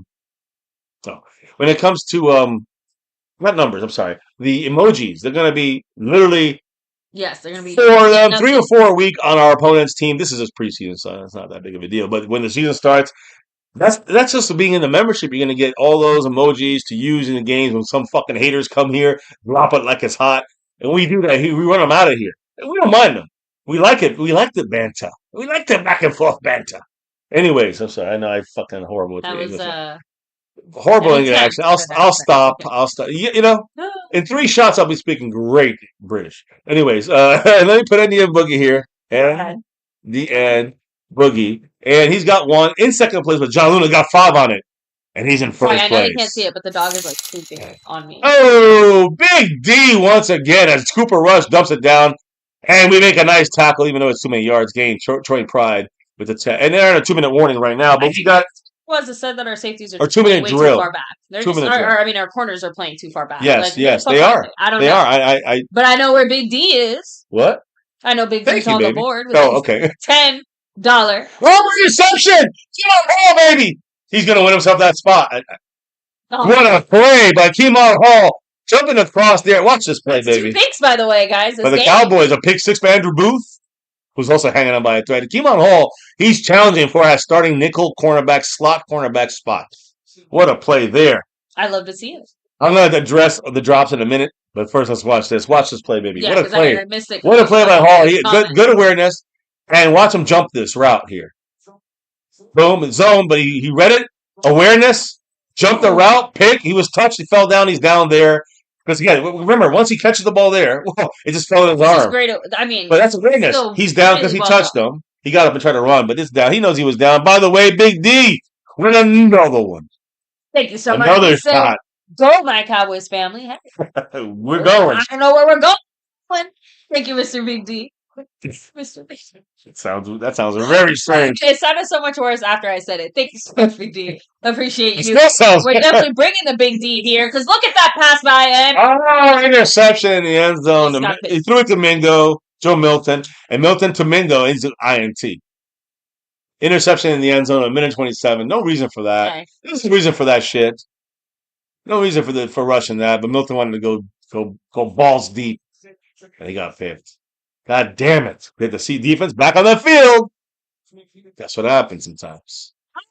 Listen, we went for a 40-yard bomb. We're trying to use Milton's, deep ball throw, but he's going to do into double coverage. Look at this. Look at this. And it was overthrown. That too much arm. Man. I'm gonna read. Oh, give me a second. So I'm sorry. I have something in my eye. It's all right. Take your time. Is the dog's sleeping on my? The dog is right now in her lap. I really can't. One arm is like numb from her having the dog sleep on the arm. Here. And I must take me a shot because Big D said another one. So another one it is. It's 10. And again, we got. That's a good point. Now, yes, I want to read a few comments here while the Ravens do something dangerous to us. So Fuego said, "I'm not going to cap, or I ain't going to cap, but Milton aged way better in training camp, or played way better in training camp than he did these last 2 preseason games." Agree. 100%. Luis Ortiz said, "Roller coasters are great in an amusement park, but I hate that my life is not." What's up again? B. Barry Wilson. Chris Plumage said, "Cowboys radio announcers describe our offense as beyond toothless." Unfortunately, that is definitely I say that's somewhat accurate. I say that's somewhat accurate. Like our defense are the only ones making any big plays here, and Calvin Richards with the $2. Calvin Richard hitting that. He's got the jokes because he said at least Dak knows his job is safe. You'd be surprised. Even with this, there's still people who are saying Joe Milton should be starting right now. A lot of haters. I see it in my comments all the time whenever I post a Joe Milton or Dak I'm not video. even to hate on Milton or not. Just that it's. I think Dak Milton's good. It's just he needs to.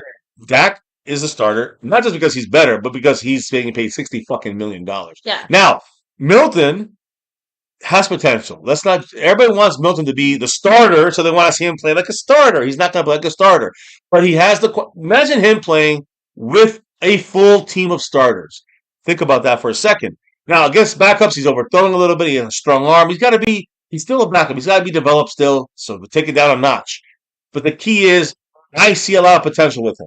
I'm not disappointed in him. A good chunk of a lot of those drop passes with our starting offense would be caught 80% of the time. Correct. But no one's catching whatever the fuck that last play was. Like that's it. And that's a Joe Milton thing. And it's not even a bad thing because, I do kind of agree with Fuego. Milton, like his progress even in training camp has been incredible, right? That doesn't mean he's ready to start. It does mean that he's getting better and has progressed a lot. So that's still what we want to see. And like I said, he looks so much better in this game than he did the last preseason game. I agree 100%. Keep the progression going. Better, not going to be great still. He's going to be better. Exactly. Don't let perfection be the enemy of progress. There we go. Okay, I got it now. All right. So Big D's on There here we go. twice, by the way. Beetlejuice, what's up? Long time no see there. Beetlejuice So, in the house. you know, and James Macias just said, LOL, same old Wait, hold on. Who, Cowboys. me? What? Beetlejuice. Oh, Who, me? What's up, Beetlejuice? funny. Beetlejuice been here since like 9 years, so he's an old schooler. Cheers as I pour myself another one. Here we go, guys. 1st and 10. What? What? No. Oh, I thought it's another one. Oh, Cooper Rush going deep. Let's get pick here. Am I not allowed to look at you? Oh, I thought you were. I thought you were like looking. surprised. I'm like, I always I saw want to it. see you. Big D did, you know, nobody dropped a 20 yet, so you don't have to worry about. You're safe. You're safe, but I'm not. Like, I literally just turned my head and just like looked at you. A little more, I guess. All right, 2 shots and a half ain't bad.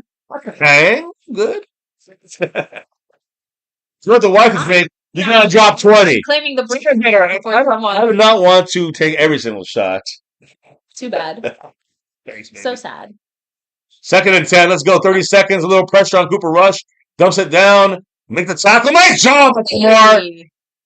Hey, Shamar James, rookie number 50, just body slam on the corner. Pick them up and put them down. 3rd and 4. 22 seconds. They call timeout. And I say cheers. Thank you. Shout outs to Big D once again. Sure, John Luna. Hopefully you got, honestly, was it that I had at Sonic last time that I really liked? It was pickle, something pickle, like fried. I think they might have fried pickles or something. I don't remember. That's what it is. But they were actually pretty good. Well, we went to. Was he having some food? That was when we were visiting family out in. Shit, man, give me something, John. Come on, let's get. So now Big D said Big D stands for 3 things. Uh-oh. We got Big Dallas. Yeah. We got Big Defense. And we got Big D. So I don't know about you, but I'm an all or nothing type of person. I will only get either all 3 or no 3. And I would like all 3. Thank you. So You have that. I know. I can only guarantee one of those things. Which one? The rest is up to the Cowboys. Thank you. 3rd and 4 here with 24 seconds before halftime. Shotgun for Cooper fucking Rush on Baltimore, not the Cowboys. Defense looking to blitz. They back up. Is Zorowski pressure by the Winfrey? He's still. You gotta touch him, guys. Come on, Childress. He's not. It's not. We're not playing fucking college anymore. I still do not like. If he had, the thing is, I feel like I've latched onto it. I don't like the way our corners. Thank goodness they kept them in bounds. I don't think they have a chance to stop the. Oh, they do have a timeout. Okay, so they're gonna kick a field goal here. All right, so that right there gave him a field goal attempt. No, but 1 second. Oh, okay, it went to 0, but it's got to be. Okay. It's got to be a field goal here. They're gonna try a field goal. I'm assuming. Maybe they did just let 3 seconds. They said no. I think even Everflow said 3 seconds left. So they're going to kick a field goal here to end the half. Yeah, well, they figured that out. Just throwing that out there. That I feel like that's one comment. I really wish I could remember who said it in the chat. They'll say it again. I remember the most so far in this first half. I do not like what our corners are doing defensively. Playing like too far off. If I could complain about one thing on the defense, it's got to be that it reminds me of Marinelli. Yes. No, it wasn't Marinelli. Who was that guy? We had him for a few weeks and then we fired him. With the sauce and eye. Yeah. Hot sauce. Fucking what's his name? God damn it! I gotta start with an M too. Yeah, Mike. Johnson? No, Mike. I forgot his name. You guys will know. Mike Wazowski. Someone knows. No, the point is, I can't quite remember his name. But this is the guy you're talking about right now, though. Right now, it's Everfluss. So it just something about the way that Everfluss is running this defense. They're not kicking, by the way. They put a lot. They're going 13 seconds, and he gets stopped in bounds. That will end it there. No, they're using all their. Where's the timeout? They said they had 1 left. I guess they had more than 1. I thought they had all 3. Oh, we have ours though. We lost one on a timeout, so that's weird. It's a weird situation. But I guess they're just not. They're kicking the field goal. Thank you so much, the lunatic. Oh. You see, and I feel like my biggest football weakness is I forget names so often. I can't blame you. We had 4 different coordinators in 6 years. So there you go. Former defensive coordinator from San Francisco, Big Mike's pick. Yeah. The way Mike Nolan ran our defense made us all want to cry. And this feels very reminiscent of the way Mike Nolan used our corners. Not that comparison should scare all of us. I feel like the Eberfluss feelings have been either very, very not excited or a vague sense of I guess we'll see what he does. Yeah, but no one's excited. That's not confidence. No confidence in that. Yeah. Let me do this here. Hold on. Here's the kick, baby. What is it? Yeah, it's good. All right, so it's 18-7. So It's just preseason. but it just Halftime took me so much official. to take. Oh, I guess That not was a. like the thing I was It's missing. not halftime yet, but it's about to be. It's about to I'll be, put it so. at halftime. If you want to take a quick break, you're Yeah, more than welcome to, we can start baby. now, but I want to at least wrap up my thought there. All right, But go ahead. I'm going to start like I my said, break. something ahead. about the way this defense so far has been run, at least on the corner perspective, because like I said, we're not going to be those haters and say everything sucks, even though we still have our doubts and there's still concerns, because I have seen some improvements here so far in this preseason game as far as our usage, our management, and honestly just the individual performance of some of these guys. Like, they were not playing like this last week. Right. It's nice to see that we have a few more pieces back as well, right? If you want to talk about like things that maybe might concern you, like for example, Sam Williams, I think is a good one. He only played a few snaps. Oh, He looked okay. no Brandon Aubrey even suited up for this game. What the fuck? So most of our starters are not suited up at all. I mean, special for some reason they're not even having it. So who's going to kick field goals? I guess no field goals. They'll go for it on fourth down. They're punting. I don't even know who punted for us. You know what? I like that though. I don't even know. I don't know who punted. I want to see. That's a great question. I didn't even notice. I want to see. Here's Deuce Vaughn taking in the end zone there. Maybe it's like a Jeff Heath situation where we have some kind of fifth stringer with some special talent for. I don't know, but right now that's kind of baffling to me that we don't have Anger, our punter, or our kicker. Did we even pick somebody up? I don't even know. I must have missed a look at them. Now, True Cowboy said. Oh, I guess Anger does have his uniform on. So. Okay, so but not Aubrey. Just saying. Anger does have his pads on. So, no, just True Cowboy said Joe Milton is not ready to be a starting quarterback. Correct. I never thought he would be. So he needs to be a backup for a couple of years. He's not even ready to be a backup quarterback. Well, that's the thing, though. I'm sorry, that was funny, but he is still, like I said, he is definitely still learning. It's kind of like I said it earlier. Don't let progress be the enemy of don't let perfection be the enemy of progress. We have seen him get so much better just in the handful of weeks that he's already been around. Yeah, and let's hope we're not in a situation where he needs to start. But I think this year is a very big developmental one for Milton, where he is going to get, that turf under his feet. Compared to Trey Lance, where Trey Lance was, guys. I mean, Trey Lance was behind where he's at now. At his best. In a real game situation, too, the other factor why I really am a fan of Joe Milton. Say it with me. His ability to move. Yes. Guys, mobility. Having a mobile quarterback. Well, Trey Lance was a little mobile too, but. Trey Lance, yeah, but honestly. Not like Milton. Something about him. Like, I'm just going to say it this way because I don't really know a more technical football way of saying it. He looks scared all the time. He looks jumpy. He's like, I don't know. It's just, no. Trey Lance. That's what I'm saying. Like, he looks jumpy. He was just never ready. That's what I'm saying. Like, it just, he looks scared out there. So, Milton, to me, he seems confident even when he's fucking up. Yeah. Take that however you want. But all I'm trying to say is that I see a lot more potential in Milton. And I'm willing to kind of work it out and develop and grow because he's a backup. And remember, what else do we have with him? Time, because Dak is the starter for the next 2 years. Don't get any. He's gonna be no. Need Dak to. I don't care if Dak. I don't care if Dak ends up being the worst quarterback in the league, and I don't care if Milton ends up being the best quarterback. By the way, let's accept. He'll never switch. We're just gonna go for it on fourth down. I think so. That's the plan today: is to work on fourth down. I'm gonna keep saying another thing that I feel like I've said too many times. Or punt. I don't want to sound like a broken record, but this is Schottenheimer's first year coaching as well. I have to imagine that some of these preseason things are more about maybe him playing out and practicing through coaching through certain scenarios, like going forward on fourth down. Not so much because, sure, the team needs it and it's great for the players. It's not like they don't need it. Schottenheimer needs it, though. Yeah, working through those, even the challenge. Just do it just to test yourself. Exactly. So I don't know. Maybe I'm reading a little too much into that, and I'm giving Schottenheimer too much credit. To me, I just see it as it just works out like a happy incident that way, right? Yeah. Everyone gets a chance to kind of get in the rhythm and the flow and learn here. And that goes for the refs. That goes for a head coach as a rookie, basically a rookie head coach. Exactly. That goes for everybody that's involved in this. Lindsay said it's preseason. Coaches need to evaluate the players, not show film for opponents. Yeah. So, that's why I said don't do those trick plays the way you're gonna do it in week 8.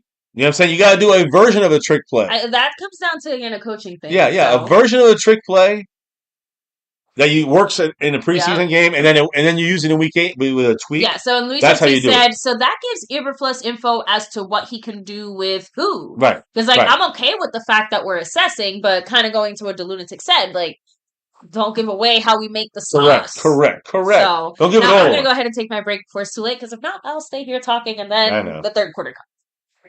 And I will be here talking with you guys. Okay. I will be discussing the Cowboys, and I think the Cowboys are looking a lot better than last week. Now, does that mean we're great? Does that mean we're going to win a Super Bowl? Does that mean that we're ready? No, and no. But it means that we at least are progressing in the right direction. That's the main thing, other than injuries and not seeing any. It's the main thing I want to see. I want to see progression by the Cowboy players individually and as a team. Individually, like Joe Milton, a little bit better. Other guys out there on defense and offense, defense playing a lot better with a couple extra starters. But we also, the schemes and the coaching, that's another important factor in this whole thing. So when you have a scheme that was shitty last week, it just looked bad with the players we had in it. And you're seeing it look a little bit better now with a guy like, with Sam Williams and with a couple other starters in there and with some other more veteran kind of people running the show there, veteran players running the show. In the Everfluss scheme, you're going to see an upgrade on that. Now, run stop in the beginning was not good, but the defense definitely took it up a notch there for sure. Offensive line is a little bit nerve-wracking for me when it comes to this offense. The only touchdown we got was on defense, pick 6. So offense hasn't done fuck shit, really. We went for it on 4th down. We could have probably kicked the field goal, a 50-something yarder, but who do we have kicking? No one. So this is a practice. This is a glorified scrimmage is what this game is. We have no injuries, knock on wood, that we know of, other than Bruce Harmon, which is a practice squad guy at best. And we want to keep it that way. We got through the first half, which is a great sign that we can, if anyone that gets banged up for the rest of this next to the second half or third and fourth quarter, anyone that gets banged up is going to be a practice squad guy or a miracle making the team guy. So my point is that we're not losing starters here the rest of this game, which is a good thing. We got one more preseason game, and then the real shit hits the fan. So I worry about injuries, number 1. Number 2, after the injuries, is to make sure we look better discipline-wise, coaching-wise, scheme-wise, all those things I like better. We definitely look better. With the starting quality we got in the field, with the 12 guys I named that didn't play last week that played this week, you can see the offense a little better. You can see the defense a little better in certain parts. Definitely the defense is a bigger upgrade after we get our guys back in that field a little bit more. So I like that side of things. On offense, we're still working on Tyler Booker. He's a rookie. First game, he's not looking great overall, I'll say. But he's got time to work on that. That's why he's going to have to play next week as well. And you have to be ready against the Eagles. It's going to be a real tough task for the Cowboys. But I do personally like the way the Cowboys are handling this game a lot better than the first one. I also see, as if you watch any of my videos I post, coaching situations, they're not over there dancing anymore. They're not putting Spider-Man masks on. They're not getting on fucking surfboards and they're not fucking around with Rowdy doing fucking drills and all that fucking fruitcake shit. We're not doing that cupcake bullshit anymore. Now it's more like run laps. Now it's more like get to, focus, motherfucker. And we need that. So at least that culture change. Yeah, it was fun in games for the first 3 weeks of training camp. Now, hopefully the bullshit's over. Because if not, it's going to continue in the regular season. The bullshit from our players in games when it counts. If you keep this faggoty dancing around shit going on constantly, I'm sorry, but that's not going to win you games. They might give you a high five from your players, but it's not going to win you games. And they're not going to respect you. They're not going to respect you, Shotty, in the end, if you keep doing this kind of shit. So, sorry for being a little bit real on this, but that's not the way you win in football. It's not going to happen. So that's my viewpoint on that. I know others might have different viewpoints. Some people like the dancing and the cheerleading and that shit. I don't like that shit. And again, maybe it was a good thing to start off camp that way and everyone's like shaking hands and happy. But now we got to get down to business and some people will lose their fucking jobs. You going to dance around on surfboards then? So again, think about that, Cowboy players and coaches that have to get the shit right. And I think they finally, at least, are tightening the screws a little bit more. And not dancing around fucking shit at practice. That's just me. Let me look at the chat here as the wife. We'll be back soon taking a little break. I need to actually step away as well here, but um, William Bernie said Milton's not ready for be a backup quarterback yet. True Cowboy said not a starting quarterback, and no one's looking for him to be a starting quarterback yet. In 2 years, maybe. He's got 2 years behind Dak to learn it. He's not passing Dak. Even if he's better than Dak next year, he's not passing Dak. It's about the money. Dak Prescott is the starting quarterback until he is gone. That is it. Face those facts. Everyone's got to face that. Lunatic said we're going for. Oh, this will back a little bit here. Quan, the Lunatic, Luis Ortiz, Reginald, Trado. He said it's amazing how JJ has brain. I don't know. It's amazing how JJ has brain. I guess brainwashed you all to become delusional. I don't know about delusional here, bro. Uh, Reginald, we're the least delusional fans out here. Uh, Luis Ortiz says whatever we didn't dive for Milton's ball and touchdown area. It's going to look like shit in the film room. And the more to look at, the better. The lunatic said, how many allies we got? That emphasized this week by Shoddy. Hey, nobody likes the Cowboys. No one's going to help. And the ally, I don't know about how many people allies we got. I'm not sure what that means there. But I don't. A little foul to me. The lunatic. He's a guy I've been saying since last year. I think he's got the possibilities to be kind of a linebacker Palomalu. Maybe a little smaller than a linebacker, but bigger than a safety. A little bigger than Palomalu, but got the same kind of like attacking mindset. I love it. Um, Let me see here. The lunatic, we got HI said, can the offensive players like tight ends, receivers truly be? Yeah, I think we answered that already. Um, we also have Milton scrambling first downs. It's there to be had, and I agree. And he the first time he got sacked, he got a safety, took a safety in the end zone. The second time, I saw the pressure coming. He rolled out and created, a play. Basically, he created a play to extend it, try to find someone open, had to throw it away. At least he didn't take the sack and didn't throw an interception. So he threw it away, even though it was a third down and 4. The problem was 2 plays earlier, he should have dumped it down to Deuce Vaughn, would have got 4 or 5 yards, and that drive would have continued. So it's decision making by him sometimes. Um, the lunatic said tight end and receiver mostly set. Holden may be the only one that moves up. Yeah, Trayshawn Holden, who's going to see number 7. He's going to jump into this game a little bit and get some snaps. I know Trayvon Diggs got 7. If he makes a team, he'll get another number, but he won't have 7. That's Trayvon Diggs. We'll see how that works out. I am looking forward to, again, Schoonmaker. Tight end wise, we got Ferguson, Schoonmaker. I would say John Stevens in the mix there. We got Fant. They like these 4 guys, and one of them will be practice squad probably. You got Hunter Lipke could be a fullback / tight end type. Same thing with Fant on the practice squad. I think we got ourselves our tight ends kind of done, kind of figured out, and receivers we got a whole lot of them. If anything, people are saying we're going to trade Tolbert, so make Mingo jump up. That would make Kamante Turpin jump up. So those will be our 3rd and 4th guys now if we get rid of Turpin. But with Turpin, I'm sorry, we get rid of Tolbert. But with Tolbert there, you got Turpin, you got Mingo, you got Jalen Brooks. So you still got good quality guys there, plus Flournoy, plus a couple others. So you got a whole bunch of receivers just lining up there. You can trade one, maybe get something. Or now people are saying we're going to trade from Micah Parsons, going to trade away to the Packers. Not, and some people say let's trade Mozzie Smith in the 4th rounder and get Kenny Clark from Green Bay. No. I love that, but it ain't happening. They just gave him an extension. We're not going to give away our leftovers in a 4th round pick for a star player. No one's going to pull that deal. No one's going to pull that cord. So, silly to even talk about that side of things. But Tolbert is a more realistic option. Tolbert or Mingo. You can move one of them and get a player that of need, a nose tackle or corner, or we can move him and get a higher draft pick than expected, and that's something you might look at and maybe well worth checking out. Let me see here. We got Luis Ortiz said, I just had a thought. I think Milton is throwing passes like he did in college, where kids are willing to go after the ball. He's now dealing with receiver divas that want everything wrapped in a pretty bow. I don't know. I seen him overthrow a couple guys, but I did see him. He hit Jalen Cropper right in his hands, dropped it. But Jalen Cropper just dropped his chance, I think, to make the team. He'll make the practice squad, but he's got to make that catch. It's a hard throw. Milton throws a hard pass. You got to be able to catch him. Let me see here. Aguilar laughing. Lunatic said, Brooks played 7 special team snaps last week. Snaps and special teams should be watched closely. I agree. And that usually tells you who's going to make the team. And Brooks, They love his blocking ability. They like him being the sixth receiver, and they like his special teams ability. The lunatic, you and I matching that wavelength. You know it.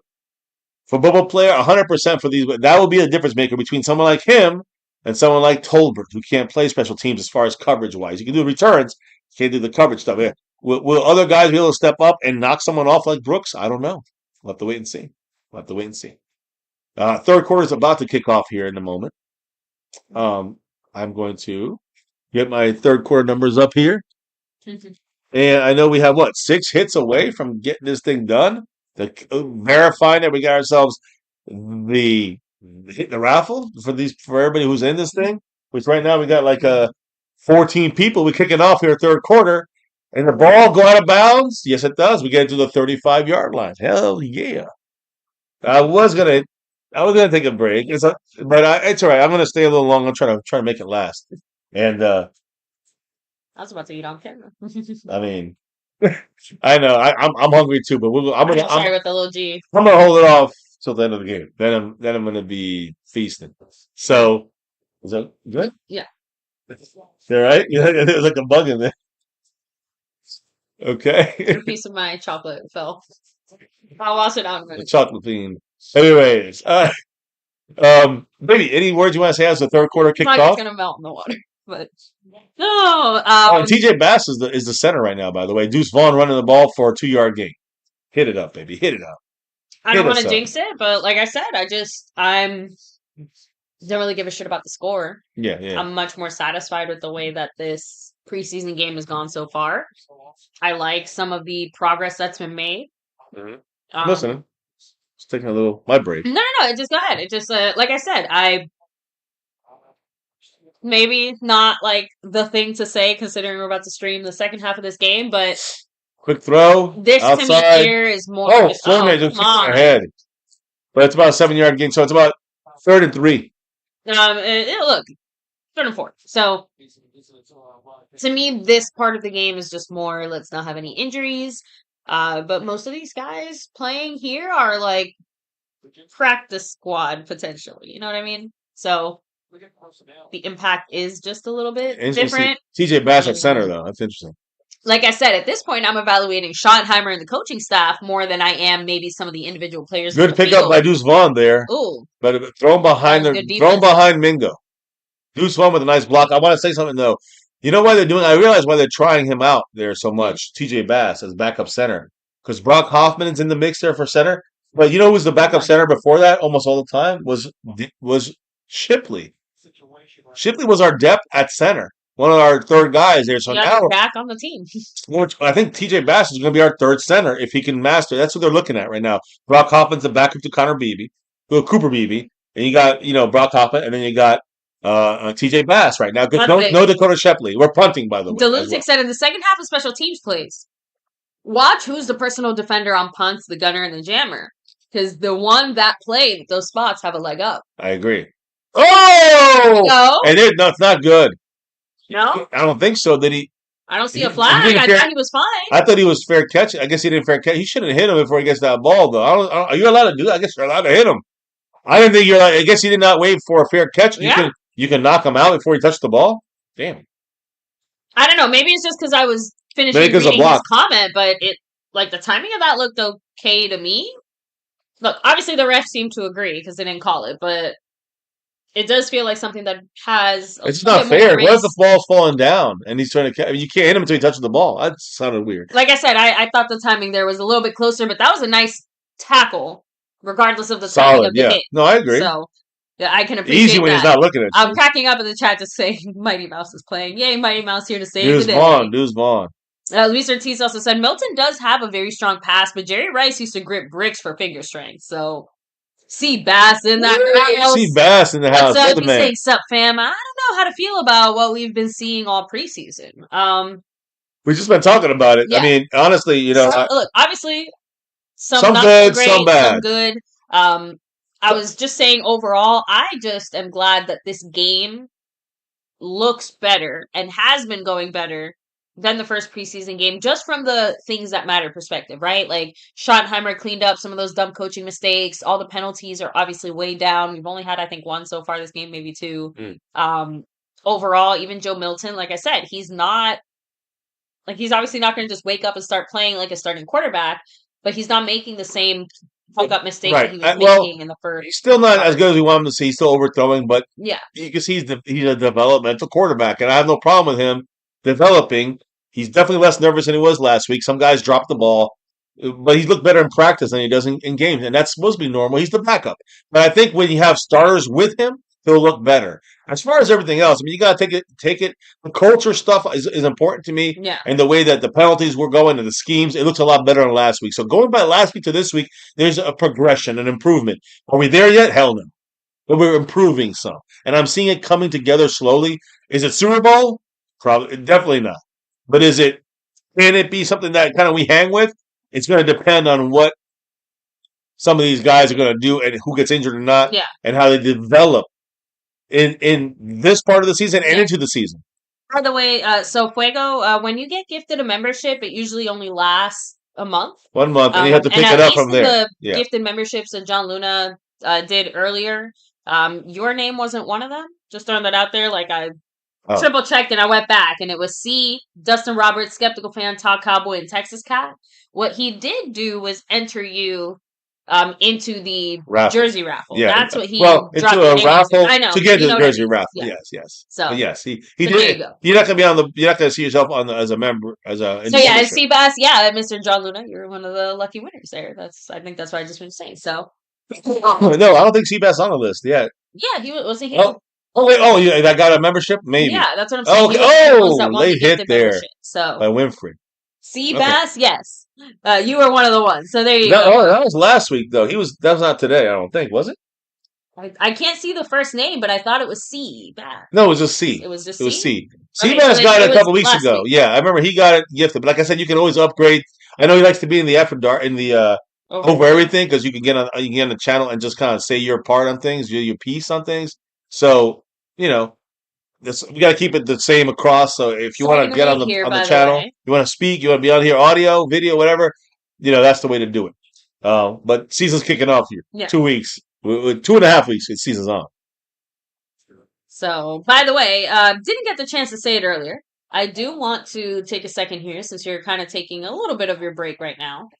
Break's over. I'm good. We already mentioned that Tyler Booker made his debut today. Yeah. But some things that happened. By the way, I'm sorry, 3rd and 2, no gain, stop them running. I'm sorry, baby. I mean, it's a run play. We stopped the run. It's 4th and 2 on their own 30. They're gonna punt. Go ahead. All right. So these things happened before the game even started. First of all, the Cowboys did hold a moment of silence to honor all the victims of the Texas floods before the game started, which I think is really nice to see. Something else to also keep in mind, a very famous part of getting to a Cowboy game and watching a Cowboy game is our trumpeter who always plays the national anthem. Freddie Jones retiring. So moving forward, the trumpeter is actually going to be a member of our armed, services, our military. Airman First Class Christopher Stein from our Air Force was the trumpeter for today's preseason game. So again, this is actually one of those things that I actually really love to see. Really smart, wonderful Jerry. Something I don't like to see. Preseason in AT&T Stadium. That means the doors are open. That means the merch is also there. And the Cowboys decided to go a lot more old school this year. There was a lot of throwback and nostalgia shirts. One of them, I'm not going to show you guys, but you guys know them. One of them is the How About Them Cowboys Jimmy Johnson shirt. Jimmy Johnson's right on there. It says Jimmy Johnson. Another one is the Staubach with America behind him. We have the triple threat, of course. Cowboys trio, the Danger Jam, and then NFL Jam with Smith and Sanders, looking like old school. Yeah. NFL. Yeah, NBA Jam. Oh, there you go. Yeah, NBA Jam. So it says NFL Jam. Yeah, but it was NBA Jam, but they did NFL Jam to show if it was football players. And then they also have like some modern jerseys in the sense of their old school style, but with the modern players. So the NFL Jam is also with CeeDee Lamb and Micah Parsons. Okay. They also have an old school Texas Stadium Dallas Cowboys shirt. So they're really leaning into the nostalgia this year when it comes to some of the merchandise. Something else. I wonder if they're preparing for a bad year. That's what they're doing.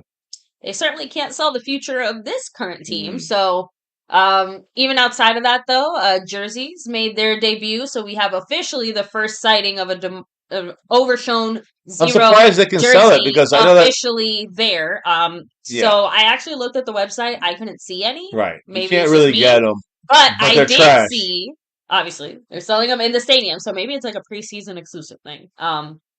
We also saw a few Pickens jerseys as Yes, well. yes, yes. So the point is that the merch is obviously being updated and things like that. Very Jerry Jones, right? I do. Can I say something here, Yeah, of course. guys? Just in case you didn't know, whether you want to get a jersey from us straight up, or you can win one on here with again, our raffle's going to be in the beginning of September, right? Maybe even game day. I think our first one. I think we're going to set it first that September 4th game, maybe at halftime, and raffle off a jersey. But we're gonna if we hit the goal tonight, which we're 6 away from hitting the goal, and if your name is in that list, Yes. you will be entered into a pre-raffle, which we pick 4 names, and then those winners will be added along with any star level members, which get a raffle entry each. Any over everything level members, which get 2 raffle entries each. And any of the quarterly winners, which right now on this segment, it is just one person. It is Marco Seppian, all the way from Hawaii. So right now we have, let me see, we got 2 people in star, Mhm. and we have a quarterly winner. That's it. 3 people. And then we're gonna pick 4 from the last 4 months of when we hit the raffle about I think we hit the goal. Yeah. You see the goal right now, it's 14 out of 20. We've hit the goal, I think, 3 or 4 times in the last 4 months. I'm gonna take all those names. We're gonna do it live and do a raffle and 4 names. It can't be 4 times. You can't get your name 4 times. But if your name comes, if we get 4 different names and they will be added to this, so technically we'll have 7 names at this point if everything stays the way it is. If someone jumps over everything or star, obviously that changes things. But we will be doing the raffle here. Mm. And right now it would stand at 7 Yeah. people. And so 1 out of 7 chance to win one of these Sony Stitch jerseys. And my point is, you can literally get not just the one you see here, any jersey you want. And it could be, Including a customized jersey. yep. I mean, and we say customized. Let me make it clear because there's also like 2 color ones. We can't do that. But you can do Some name and number. just, your own name. You can get Jaden Blue. You can get overshown in 0, which is harder to find. I don't know. There's something. They look like trash over in their store, but you could get old school. You get new school. You get anything here, guys. So there's a lot to choose from if you win, and of course you can also buy one. Just what is it, like 60? You know what we're saying? So it's more about shipping costs and that kind of stuff. So, but it just covers everything. And again, for one of these jerseys, but if you are the raffle winner, automatically you get what you want here. You get your own name in the back. So there's a lot of options. I just want to make sure it's available for everybody. If you just want to get it, you just want to get it. That's fine as well. But there you go. Just throwing that out there. They talk about the jerseys they have. We have more than the Cowboys have. Shit, He's launching it. No. Mingo with the catch. The trigger was that throw. I'm sorry. Sorry, but yes, does make me much more excited than Cooper Rush. Listen, that was a launch. That'd be like a 30-yard pass. This is a 60-yard pass. Mingo in stride. Look at that. Sorry, but he did make that look very easy. Mingo almost dropped it, but that hit him. I mean, he just flipped it. He did just like. Now we're on the Raven 23, and that's the difference maker in So let's not squander going for the end zone. Wow, Mingo couldn't handle it. It hit his hands in the end that was zone. good defense. It looked like he knocked that out. Well, I think he did, but Ooh, Mingo had his hands on it too, though. That's the thing. It was not a bad pass. Is my point. It was more of a good defensive play than it was. He hurt his hand. Mingo. It looked like. I'm telling you, like Yeah. he seemed to be like I thought it was his knee for a second because he seemed to go like. It's I'm telling you guys. Maybe it's bad that he throws it so hard. But god damn, I'm telling you, our quarterback number 10. Look, here we go. It's second and 10 with 10 minutes to go, basically in this third quarter. We're running to Deuce Vaughn to the outside. He gets him up. Hey. He runs to Jalen Brooks. There's a flag. He ran to Jalen Brooks, his own guy, and got knocked down.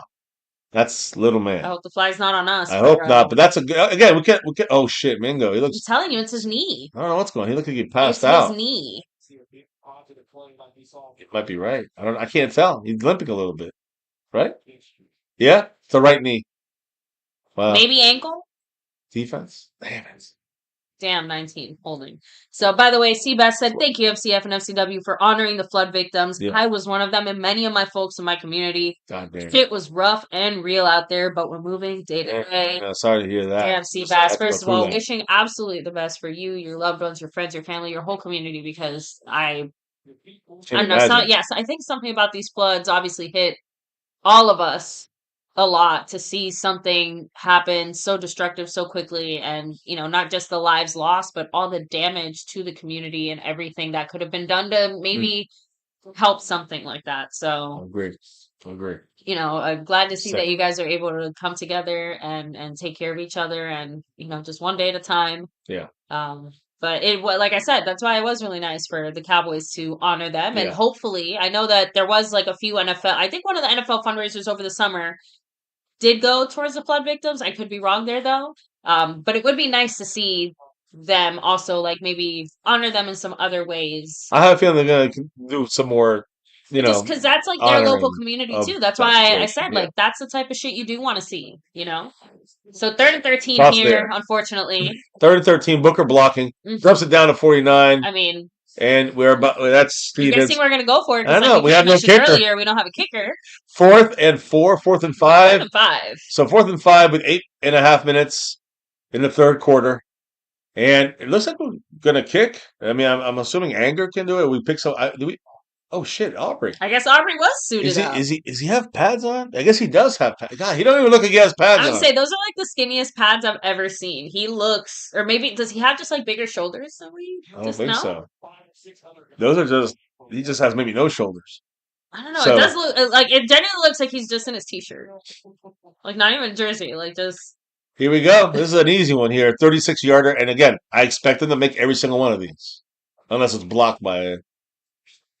There you go. Not to By the way, not something. Doesn't it feel good that like not to worry about it so much? Something we haven't really mentioned too much, but in preseason so far, Aubrey has been pretty much flawless, other than one missed like 45-yarder, like super random. Other than that, he's been pretty much flawless. And all good. Practice-wise, he's been great. I mean, he's been hitting all his kicks, and we're always no worries there. Yeah, we're always gonna get that one random like screwball, but other than that, you're right. We're don't have to worry about. We're good finally when it comes to worrying about.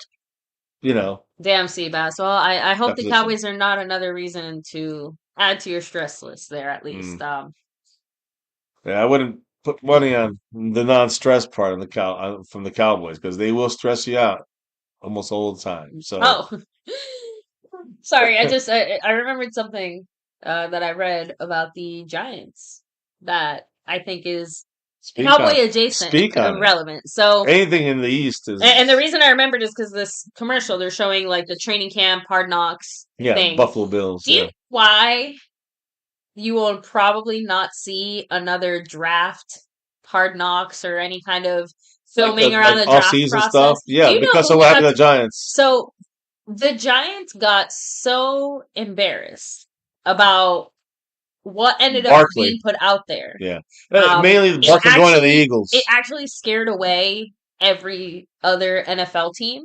And basically no one was willing to do it. Nobody wanted to do it. Nobody wanted to expose themselves. Or you get something kind of like what's happening now where like, okay, a team is willing to do it, but that team also has a lot of control over the media and the edits that are put out there. So I think another good example is, for example, the Bears.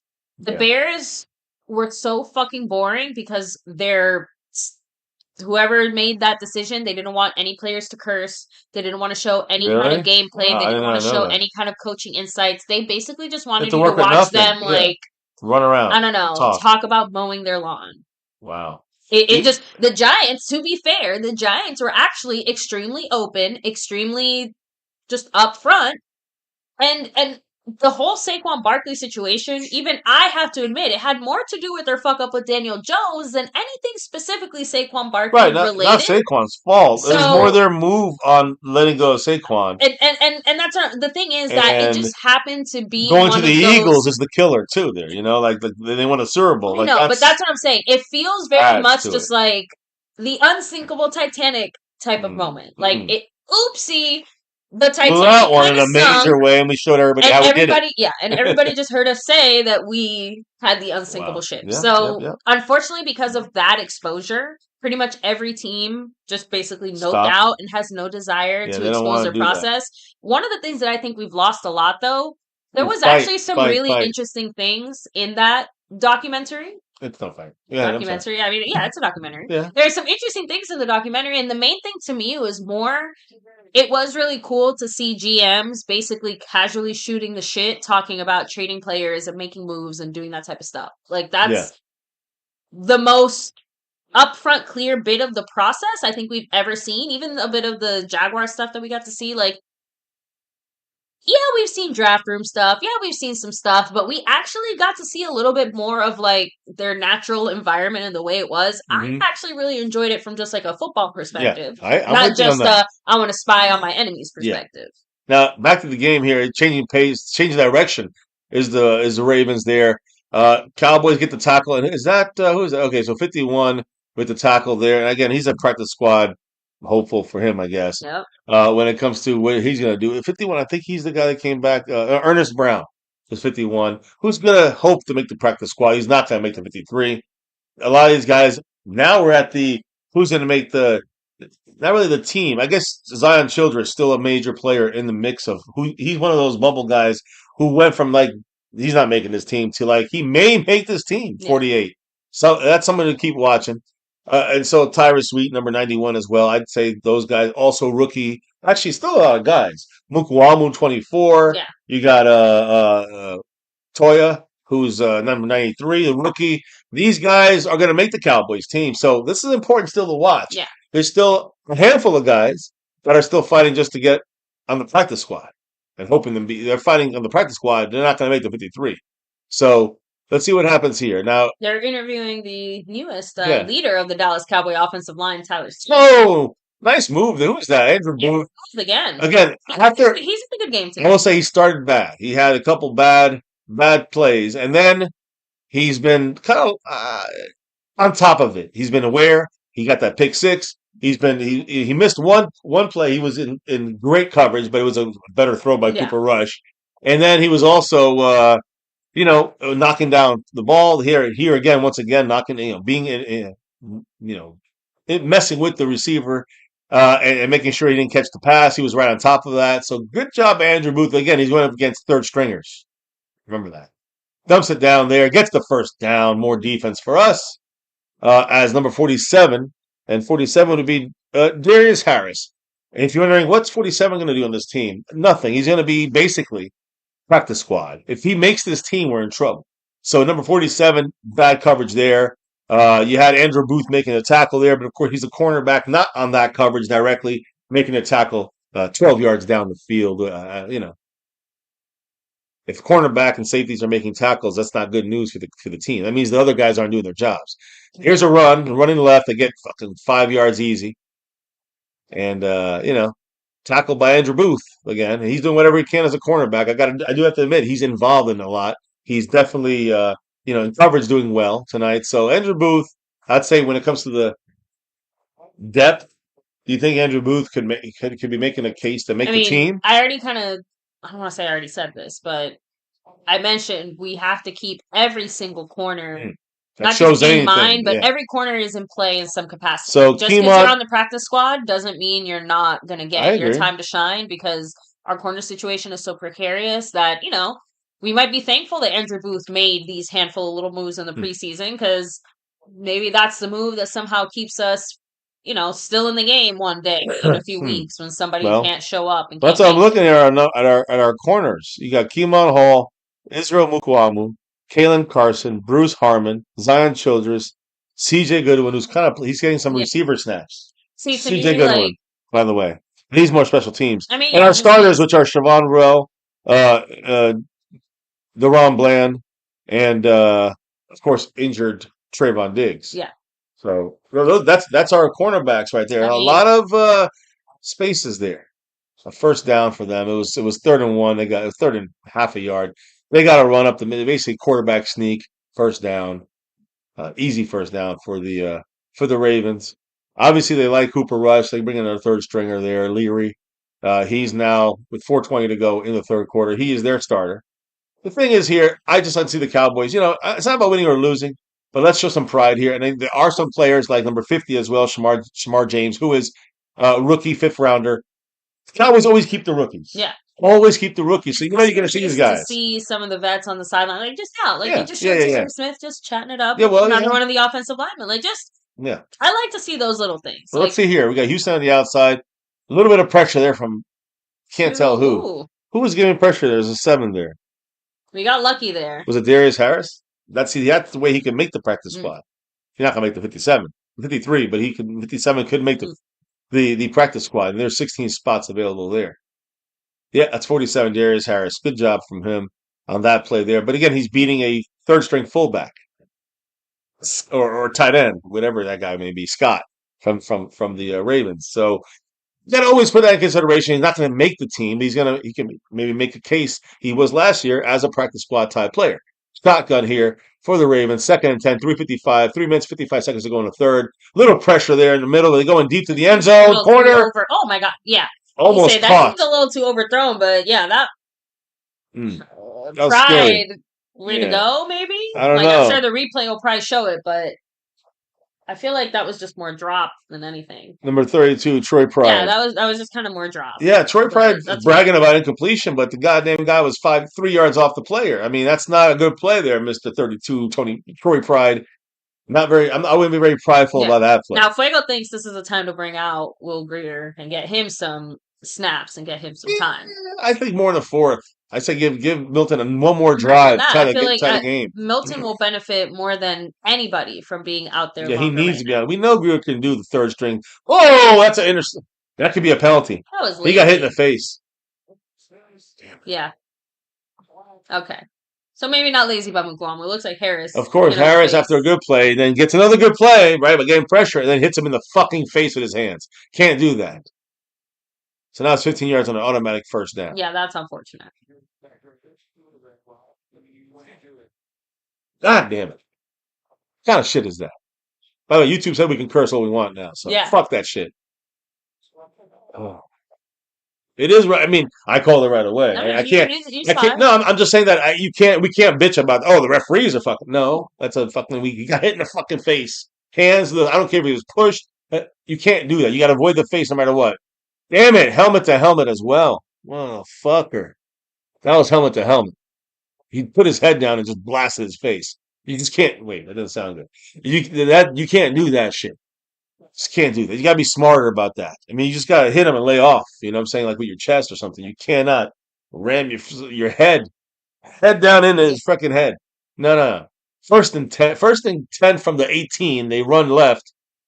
Oh my goodness. They just get like 5 yards, just breathing. Yeah. Oh, Mukuamu again, I like that Mukuamu's involved a lot too. You know, he's an important player. He might be a starter. So, him, number 43, Keemon Hall could be a starter. You got number 48, Zion Childress, he could be a starter. 3 guys we're looking at here that are literally, as we're watching, are fighting for a starting spot here on the team. So, just saying, I mean, they put in their 3rd stringer, by the way. He's been playing for a as while. a receiver. As a quarterback. Yeah, he's been playing basically this half, I think. Oh, that's a false start. First actual, there's not been many penalties on either team. I have to admit, we've definitely been better on the penalty side of things. We've definitely been much improved on the penalties. But again, it's been 1 week. One preseason game. So, I know. Like I said, to me, the bigger ones last week was horrible. Just the coaching ones that came down to, again, bad clock management or bad personnel management, or I mean, I feel like we had a handful of illegal formations, illegal shifts, all sorts of things that just shouldn't have been happening. So I agree. Yeah, no, nice I know. to see that it's right now it's not under going control. So, it's going to have mistakes, 2nd and but 10, under under control. 3 minutes. Little pressure here. He gets to go to the end zone, kind of over 2 guys. Childress, right? Yeah. All right. No penalty. I was kind of worried at first, just because the way that he was shoving off. It was a half turnaround too. Yeah. He half turnaround, kind of had a hand on the offensive player. That's the type of shit where in a regular season game, a petty ref is definitely going to call it. But see, it's interesting. He's a bigger guy that can help the run, and also in coverage is pretty good. I will say it was hand to hand there. Both guys had hands on each other. He stayed off. weighing Look, up. I know, Yeah. but I know. That's why I said, Yeah. a petty ref would have maybe called it. Different refs could call it different. Now 3rd and 10 on the 18. I like how he stayed on the receiver, but I do I wish he agree. would have turned his head around like a little tiny bit earlier. He But slipped in the again, beginning that's too. They'll make it up and then stay with I that. It's know. pretty good. Here we go. A little pressure there. He throws it away. Yeah. There we go. Good job, So Cowboys. the pressure was effective. Let's do this thing. Yeah, I don't wanna Let's paint go. my- Okay. Right. I know. Sorry. So here we go. We now have a 4th and 10. We're gonna kick a field goal. They're gonna kick a field goal. We're gonna hold them to a field goal, which I'm is sorry, very but important. yeah, defense has definitely Much improved from done last week. their job today. Yeah. So Hey, look, see number 92. yeah, Akeem. Sote. Yeah, he's our last pick of the draft, by the way, the last official pick of the draft. And they don't have Tucker anymore. Remember that? No Tucker for them. 36-yard field goal. I'm pretty sure they don't have Tucker. It's either. crazy to think that his career ended not because he was starting to go downhill, although that obviously added to it, but because he had a massage moment that should not have happened. So Did he? yeah, remember? Oh, Tucker, oh he was yeah. accused of pulling a Deshaun Watson style type of thing with some masseuse ladies or something. Whoops. Look, Yeah. the point is, I'm just saying that I just think it's crazy that it's less about the fact that he was like starting to decline and more about his actions. the fact that he was starting to His moral decline just made it so actions. much easier Yeah. for them to basically say, Agreed. bye, we don't want to deal with this. But it's just Agree crazy 100%. that basically just tarnished his whole Yeah. legacy. No, I know. It was He's great. probably one of the greatest kickers in the NFL. I still consider him the greatest kicker in NFL history. Again, Can't take that away. But his yeah, I know. scoring doesn't have anything to say about his abilities on the field. So Agreed. if that was the case, we'd have a lot of There'd be nobody. all-star players, wouldn't we? There'd be no players that be left. They'd be too busy. Yeah. Anyway, so you haven't said this in a little bit. Take a second, guys, to hit like, subscribe, hit that notification bell. Again, you guys can follow us, not just here, anywhere and everywhere at MyCowboysFamily. So, at MyCowboysFamily on social media, email is what is our email again? It's been a while. MyCowboysFamily At gmail.com. There you go. That's good. Anyways, so like we said, it's a preseason game. We're kind of just chilling, having fun. I got to shout out during a regular game. to this guy right here. Locked in. So yeah, we are locked in. I'm locked in. But sorry, just like I'm trying to figure out this guy right here. No, that guy. Not that guy down here. No, this guy is a sponsor of the quarter, Mr. Marco Seppi, all the way from Hawaii. Shout outs to him representing it this entire quarter. Shout outs to John Luna, 83 points on the stream, boss. We see you, John Luna. He's a Houston fan, but he's representing the MCF family here. Thank you, sir. We also have Skeptical Fan as the man who reps the gifted memberships for this quarter. That's the big winner so far for this quarter. Yeah. We're going to tell you about the leaders in a minute, but first, before I go there, we're going to tell you about the Cash App King, and you know his name. You guys know he's an OG, Mr. Cab 52, and special love to him last quarter winner. Appreciate you, sir. Now, we do have some new leaders, and the leader here is Motor City right now. A little bit up on Skeptical Fan and a couple others on the Cash App side. And I say that here as the After Dark side of things here. So shout outs to Motor City, the leader, because he did donate 5 entries today, is the man John Luna. This guy right here. He's a leader on that gifting board. He's got 83 points. 83 points holding it down, but he's also the leader in the gifting board with 5, and Indian Boogie has 1. And also the guy up here up top, a lot of names, a lot of appreciation we say to you guys here. But on that board above me, above us, number 1 guy right now leading is this guy, John Luna. He's got 3 out of the 4 boards. Shout out to John Luna. And of course, Motor City, who is our current leader. Yep. On the you see him right there. Fuego said, we need a pick 6 or a fumble. Now here goes Milton with a deep touchdown pass. Hey, listen, all I wanted is listen, think of it. This is the most relaxed you're ever gonna see us here. And the most relaxed you guys will probably ever be. Do not fret, do not worry about 21-10. Well, we're gonna lose. Gives a shit. First of all, great news, no big injuries so far, knock on wood. Even if there's an injury here, hopefully there's a bigger chance that it's gonna be a practice squad or somebody who's been cut. So it's not going to be a starter or getting guys that are going to get major reps. You see, this is another one of the fun preseason things that happens. It's Yeah. happened pretty much every year, but Dak always usually ends up mic'd up and is Yeah. helping to coach or Yes. run the offense. I know wasn't there a game where he called all the offensive plays or Yeah. something? Yeah. That was last year. The last game he called the So, whole offense. so yeah, just saying that we saw him here standing on the sideline. He's just a little more locked in, Yeah. like a coach would be, than a player I who's want. just like. You guys think he's cheer- going to get some games, some game time next week in 6 days? We'll talk about that in a minute. But I wanted to say something here. That first play, Milton, great play, great pass, dumping it off to the tight end, John Stevens, and got 8 yards or 7 yards. Here's another pass by Milton, looking, throwing, canting to the 30-yard line with Chase. There. Playing there with Ryan Flournoy, number 19, first down. Cowboys, and now we're in the territory, getting deeper in the territory of the Baltimore Ravens. And again, this is what we need. I just want to see. I don't care if we switch him out after this. Yeah. I got to see a good drive by Milton with more confidence from him. And again, he's been improving from last week, but we got to put a cherry on top here now. Let's get it done. It just sucks that, like I said, it feels like the consistency is. It's like if it's not Yeah. Milton, it's like it's one of the receivers. So. Exactly. I mean, we could have had points. We could have at least 3 points if Chopper would have caught that pass in the first quarter. It was a beautiful play. Bad snap, running around, throwing it away. He had to throw it away, and that could be was the intentional grounding as well, because he was not out of the pocket. Receiver there. It could be 2 flags here. Let's see. But then you said Dak there on the microphone, and talking with the headset, right? Let me see. Okay. 76 home Good run. thing is it wasn't 2 penalties like you initially thought it could have Well, been. yeah, So. that's a Sim Richards, who's number 76 last year rookie, this year second year.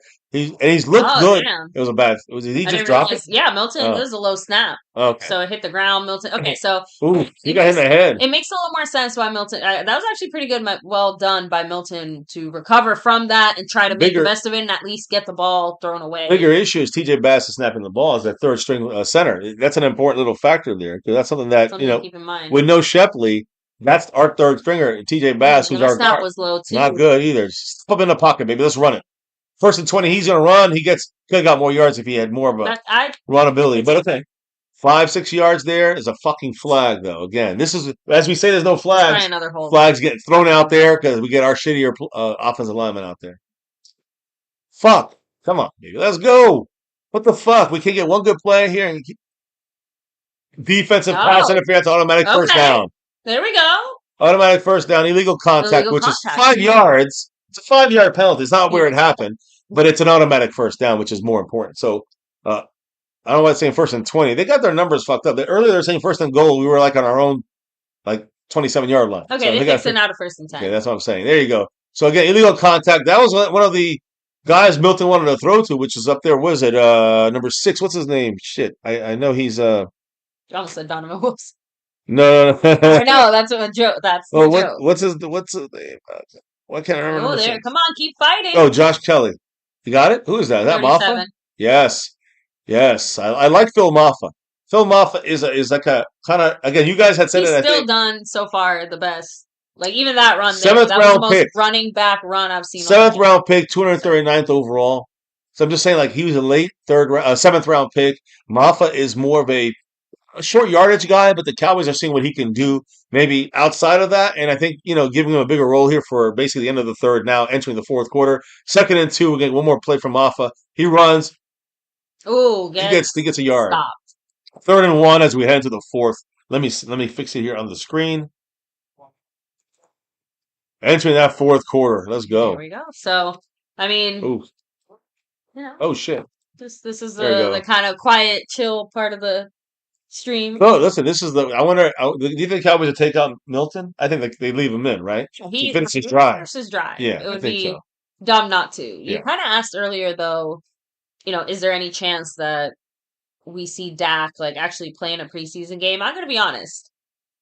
If Jason Garrett couldn't get it done and McCarthy couldn't get it done, you think Schottenheimer is going to get it? In the sense of the Cowboys obviously do not want Dak to play in a preseason game and have front office reasons to have him maybe not play in a preseason game outside of reasonable or practical. I don't care. All I'm saying is I can't see Schottenheimer being the guy that somehow goes against the desires of the Jones family. But who knows? Maybe we do get surprised. Maybe Schottenheimer is marching to the beat of his own drum. And Is allowed? Is that something that's going to happen if it's allowed? yeah, and obviously when I say allowed, it's not like Jerry and Steven went in there and said, hey, you're not allowed to play Dak in a preseason game. It just, it's just naturally assumed. Yeah. And I feel like we could still have the argument of should starters play in preseason or not. I feel like there's no good answer. I feel like there's no right answer. Well, it's on Schottenheimer to figure it out, but that's what I'm trying to say. Like you don't win or no the matter front what. office. Because if you play a the starter front and he gets office. hurt, of course you're sitting there saying, fuck, that wasn't worth it. If you don't play a starter and then they start off the season off rhythm, especially with a new coach, especially with a new scheme, especially with any kind of changes, oh shit, we should have played him so that we could get more comfortable and get more used to it. And if you try to somehow strike that balance in between, you still have people bitching at you because, oh my God, you dared to play your starter. He could have gotten hurt. So it just, I don't know. I feel like no matter what, there's no good winning here. Lose here. I lean towards playing more than not, though. Now, I got to say, John Luna down to 78 points. Why is that? Because Calvin Richard. That's right. Hit it with a 5 on it and knocked the goal there to 5th with 5 away from hitting the goal. Holy shit. What did Mr. Calvin Richard say? He said, if I was a receiver trying to make the team, I would be pissed because he couldn't get water from the Titanic. So is he talking about Joe Milton? Yeah, he's been. So I mean, that's a good play there's an argument to be made there that receivers trying to make the team end up with the short end of the stick if they end up with a bad trying to catch passes quarterback that's from a off. Quarterback that can never get them the ball because they're never able to show off. I agree with that. That is correct to an extent. There's only so much you can, but what can you do about that? Yeah, when you try to test your quarterback, it's not. No offense. That's not a uniquely Cowboy problem. Pretty much every team is playing their backups. Why can other backups connect with their receivers, but we also can't? Like you got. And I'll say something else. I think because we are good at. I guess it does come down to. We're also good at receiver. We're also good at receiver though. So I think our 6 spots are kind of figured out already. Even with the Milton factor, if he's good or bad. So here we go. We're play actioning 3rd and 1. He's rolling out. Going to use his legs. No, he zooms it in. Hey, nice catch. 83 Jalen Brooks. There you go. There's an example of a receiver, Jalen Brooks, who's able to handle it. He's been good. He's a good blocker. He's good on special teams. Jalen Brooks is making the 6th spot as our receiver. Just so those that didn't know. Yeah. I think Turpin is 5th. You're gonna have right now it's Mingo and Turpin, and then of course the top 2 is Pickens and CeeDee. They're 6th. Flournoy and all these other guys. They're fighting for Trayshawn Holden. Looks like CeeDee a little. They're fighting for practice squad spots. Here we go. He's rolling out. He's going to run the ball. There's some blocking right there. Good job by 85, leveling number 39 of the Ravens. And there's a 6-yard gain. Quiet 6? 4 yards. It's only 2. Did you say 3? Oh shit! I'm like, where you're getting. I could have sworn he was. I forgot. Milton's one issue. I gotta say, he's got to put that ball up in front of him. You see every quarterback get the extra 2 yards. It's just putting your arm up. He should have. You're right. You're right.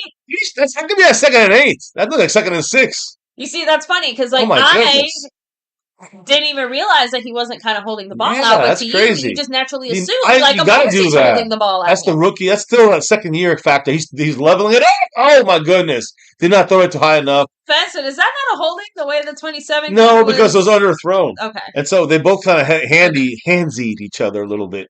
And I'm just saying, to me, the 3rd and 8. I mean, 2nd and 8. He had him. If Milton would have gave more air on that, that's a chance to make the receiver get a chance of that ball. And that's a factor that Calvin Richard's saying that I think is an effect. That does affect Kelly. Yeah. Number 6 on that play. So right. And that situation, you can't help that. You can't really help that because if Kelly's trying to fight for a practice squad spot. But I think they take that into consideration that it's not his fault. So they say, okay, let's evaluate him on the things he was able to do. And even if it's a smaller window, 3rd and 8.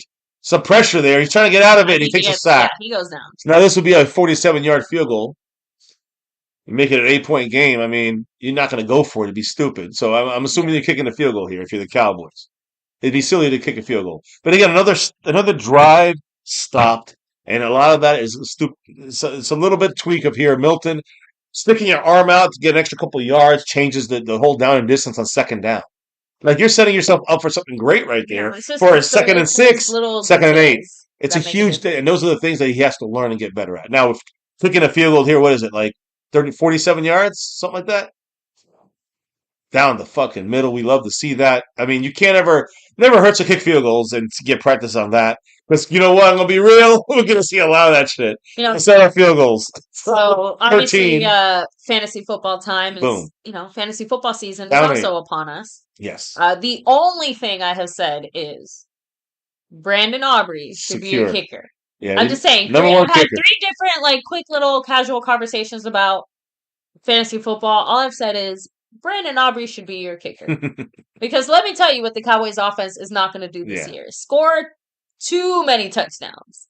I'm just saying, like, even with, be realistic, it's not that we're going to score 0. It's not that we're going to suck. I'm just saying that I know for a fact, more have because of the O-line and the Yeah. run game. Yeah. I know we're going to have to settle for field goals more times than we want to. We'll have some plays Brandon again. Aubrey is going to have the season career of his life All here we, in Dallas. all we need is a couple of first downs. We get 2 first downs. Aubrey could take a shot. Yeah. You know what I'm saying? So you get the ball at the 25 or 30, and you get 2 first downs. You're at the 50. And now you're talking about the record, 67 yards, which is one off. 66 is the record. Something he about can hit 67. something Trust about me. Schottenheimer too, and obviously we'll have to see Yeah. how it plays out. But he feels like he's a little more willing to take risks in certain ways.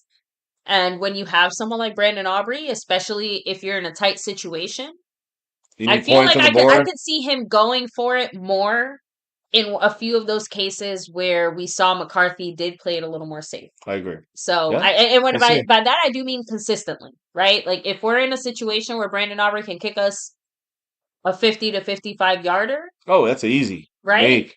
I think it's more about if you get 2 first downs and you get the ball on the 30, you kick the 67 yarder. Hell yeah! I mean, again, more so on what's the situation in the game. You don't do it if it's the first quarter, but if it's the end of the half, Yeah, you definitely do the. I have confidence in him trying to kick a 67 yarder in your house, in your own house, there in Dallas, in your stadium. So yeah. You see, so Sniper, what's up? Much love. So he's saying touchdown and a 2-point conversion. It's funny because I actually feel the opposite with someone like Brandon Aubrey. A 2-point conversion almost fucks you. no, I think Aubrey, he's talking about the game now. oh, okay. Yeah, that's where we're down. Yeah, but here's the thing that's funny. Gotcha. There's no overtime. Thank And goodness. it's would be more of a pride thing of tying the game and saying, hey, we got, he was able to get a touchdown finally. Yeah. I don't know if he'll play anymore. We'll see. He had 10 plays, 41 yards, 4 minutes and 24 seconds on that scoring drive with a 47-yard field goal by Aubrey. You see, now I do think it makes sense to bring Greer. him over here. Yeah. So I think this is the Cowboys have a chance. Remember this.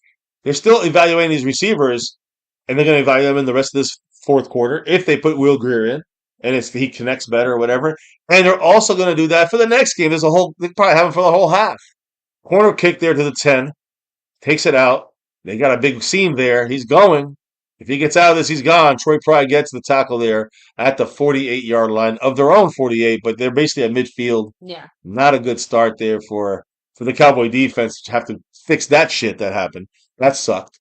But it is what it is. I mean, preseason special teams. Yeah. I definitely took that touchdown 2-point conversion comment completely. Yeah. Okay. So Oh, I'm glad. Give me a second. I'm Yes. gonna go take a little quick second break. Awesome, But before I awesome. go, I'm gonna say it again because it needs to be said. What? Hit like, subscribe, Oh. hit the bell. Shout out to everybody here chilling, hanging with us.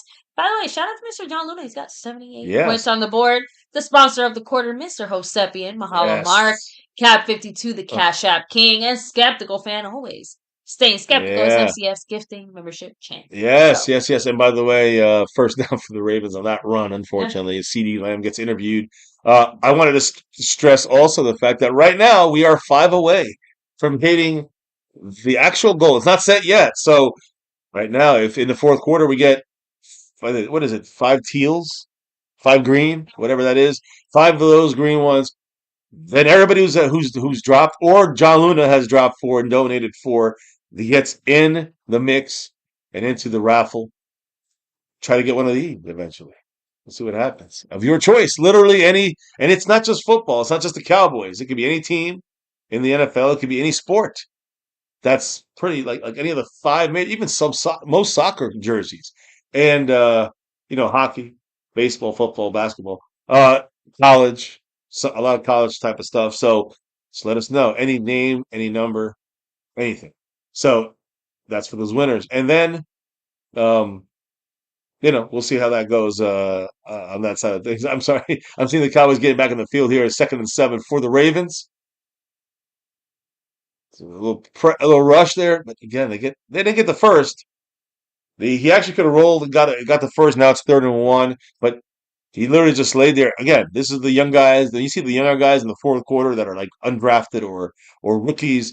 You'll see them not getting up again after they catch the ball. Why? Because in college, when you go down, the college rules in football, college football rules, you go down, you're down. The ball actually gets snapped and it hits the ground, you're down. Play's over, pretty much.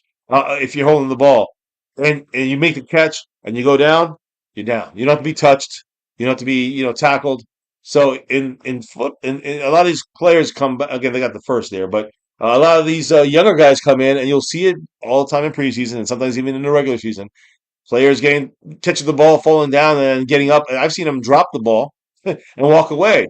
And the defensive player picks it up and runs it for the touchdown. It's happened before. Check it out. You can look it up. So there's always that possibility occurring. And I think that when you are transitioning from college to the NFL to the pros, that's something that has to be like really on the coaches to specify and push again, and they almost brainwash them out of the college ways of those things. Now oh my goodness, number 38 just bulldozed one of our players on a screen. It gets it all the way to the fucking 5-yard line. They're about to score a touchdown once again. And yeah, I mean the Cowboys are still having, I'll say, some of their rookies in there. They have Andrew Booth still in there, which tells me even though he's having a good game, he's fighting for a spot in the team. They're evaluating him. I didn't mention Kalen Carson because he's kind of been injured, but he's a guy that I think is also a cornerback that hasn't shown anything right now after his injuries last year and then this year. So a lot of names throwing around. Eric Scott, he was gone. So all these guys are they run to the outside here to the left. You got to make a tackle. He does. Good job there by number 39. I think that's Matthew, who is a guy we picked up free agents a week and a half ago or so. No, it's not. That's Smith. I'm sorry. Let me double check who that is. Number 39 is Mike Smith. Shit, he will be a practice squad at best. There is a flag, unfortunately, and it's a personal foul face mask on him. So there you go. And it wasn't on him. I'm sorry. It was on a number 55 who looks like LVE for a second with war paint on. That's Justin Barron, who, by the way, gets his first ability to play for the Cowboys this year. Last week he did not play, I think, based on injury. This week he is in the game, but not a guy fighting for practice squad. 1st and goal from the 3. Let's see some Cowboy run stop defense. They cannot do that. Touchdown, Ravens. Boo-hoo. Boo-hoo. I mean, are you surprised? Nope. It is now 26. 27, I'm sorry. 27-13, and it's about to be 28-13. So, yeah, pretty bad right now for the Cowboys. Just, it's not even about the score. It's more about the effort, the depth. There's some worry there for sure. Even though there's some bright spots, there's definitely some depth issues as well for the Cowboys. And again, what I always say when I see the situation happen is I always say, you know what?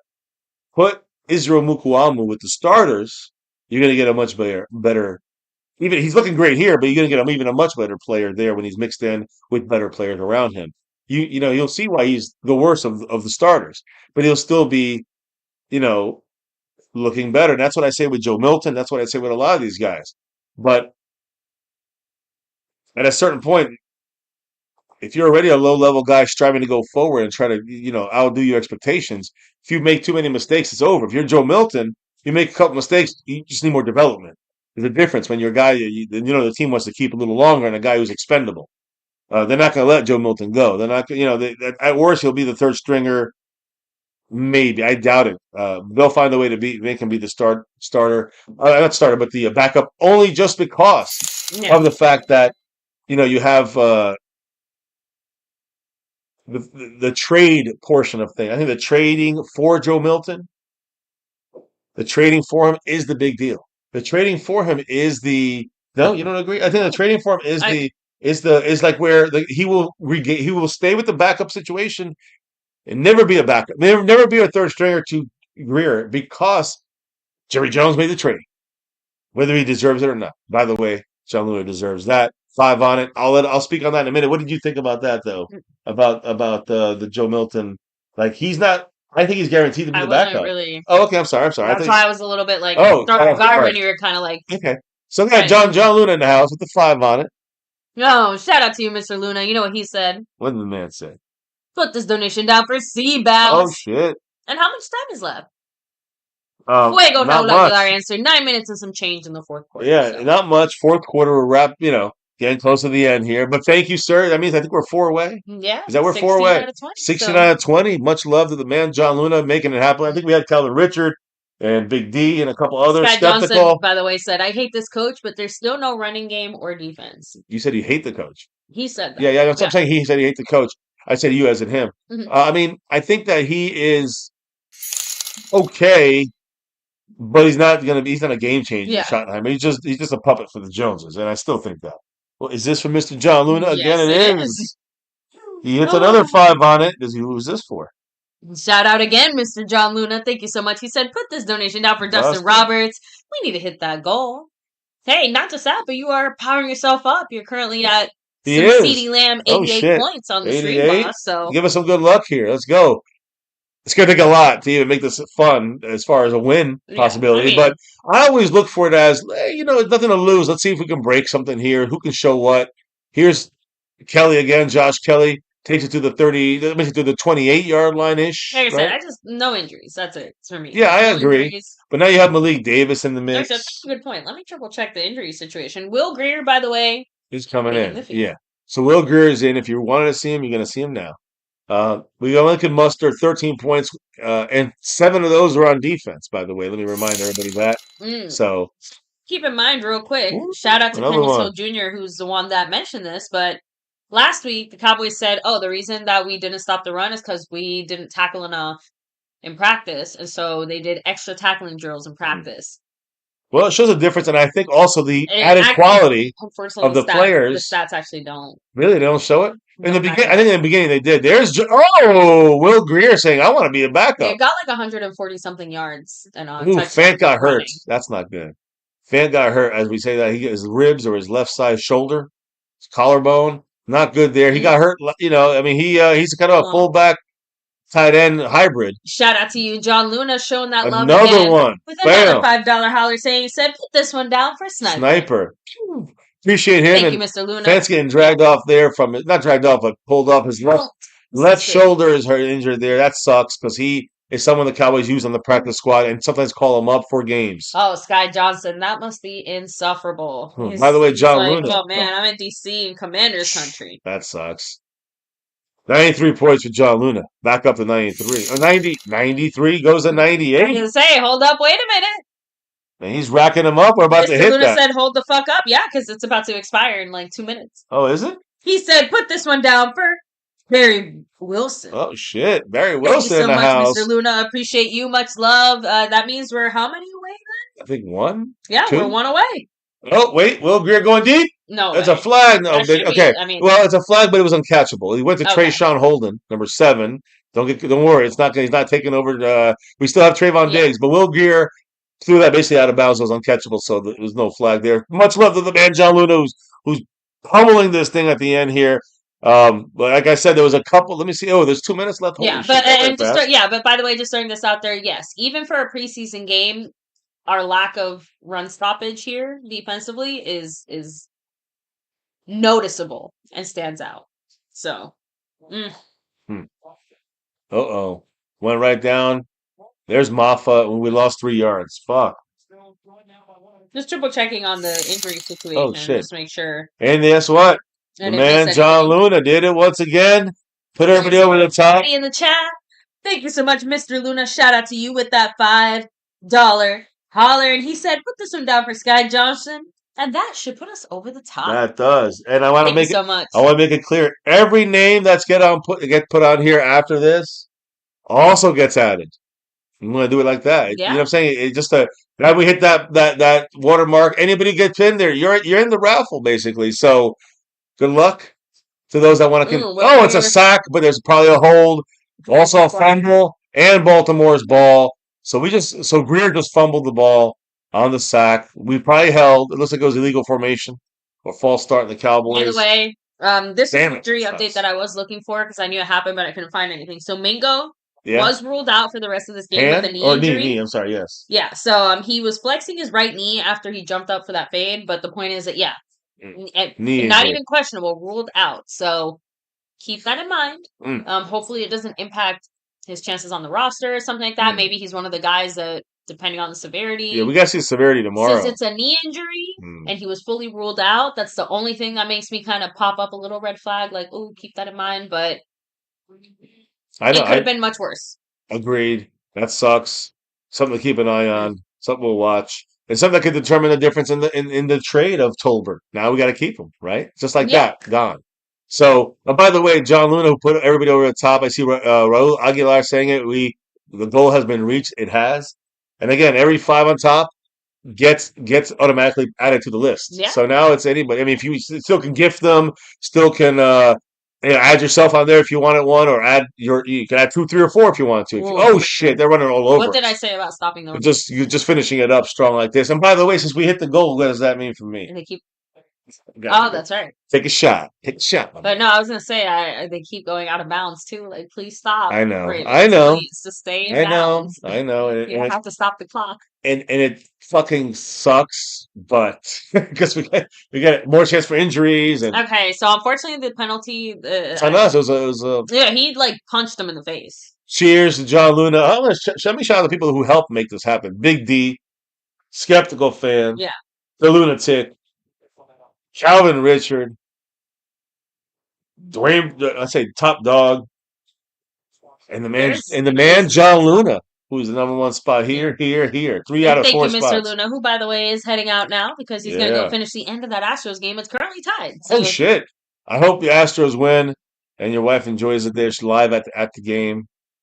And actually, of course, that's pretty exciting. Yeah, that's awesome. Great seats he got her. So, so that's again, awesome. Thank you so much, Mr. Luna. Thank you for helping us reach that goal. Bow down to thank you, you to sir. everybody Always. who contributed, and thank you to everybody who's also in it. Thanks to Mr. Luna. So. So this is for you, Mr. John Luna, and the rest that helped get to this point. Cheers and thank you, and we'll see who's going to get this. Again, we have one more game, and after that, we're going to assemble all these winners of the raffle.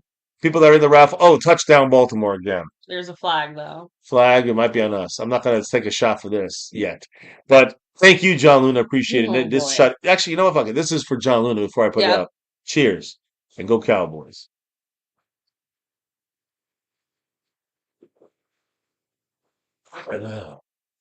Yeah, thank you. I was gonna say, I'm like, was that pushing off? No, it was offensive pass interference because he pushed. Cheers! He pushed Pride out the way. He pushed Pride out the way. That's interesting. Okay, first he tripped. There's the look. There's Manzi, but he kept them at bay. It could have went either way. Well, I'll take it. Whatever. To be honest, that was kind of a lame flag. Yeah. Either way, it would have been called. It was a touch. It popped out, but then he caught it anyway. He caught it with his knee. It's like a little.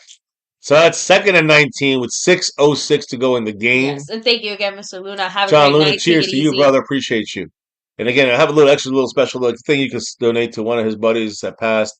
It's in the description in this video and every video we post. So much love to Mr. John Luna. Appreciate you, sir. Keemon Hall, Barron both make the tackle here. Little dump down. It's all about here. It's just about individual stuff. The rest of this game. Nate Rosario, what's up? Nate in the house. This is all about this is all about just individual stuff. Who's around the ball, who's making the plays. That's it. I think maybe we feel like the defense did better because of the 2 interceptions and because we had a few good plays, but overall. Well, it happened earlier when we had more of our starters, which is they had their starters. Understandable. I mean, that made it look better because we are better when we have our better players out there, and I think it showed. I think every team. I think we actually had better players. We didn't have all our starters, but we had our better. I think their half starters versus our half starters were kind of matched or better than them. Yeah. Especially on defense, I think we kind of matched their offense. They didn't have Lamar Jackson. We don't have Micah Parsons. Or Dak Prescott or CeeDee Lamb, or you know what I'm saying? So they're missing some of their guys. It's just, but we had a lot of our starters and they had their starters in a lot of areas and positions, offensive line and tight ends or something like that. We didn't even have our starters there in our skill positions. Miles Davis was our quote unquote starter. Like, is he really going to be our starter? They're kicking the field goal. They knock it through. Was that good? Think so. No, I was gonna say, I'm yeah, like, no points. it didn't look like it went in. It would have been nice if Will Greer could have popped in a touchdown there and made it fun, right? The final, we got 4.5 minutes. But you know what? Here's the way I look at this, and this is just for the fun. This is for practice. So that's why I try to tell people, this is what you have to enjoy about preseason.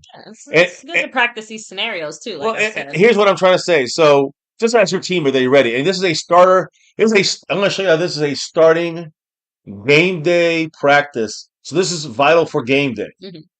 For our starters. Let me explain. Let's say the Cowboys score. This is just 4 minutes, almost a little under 5 minutes. Not about winning or losing, about scenarios and situations and players on the field that are actually going to make a difference in the regular season and the playoffs. Let me explain how that's still important. Yeah. I know. I'm hyping it up.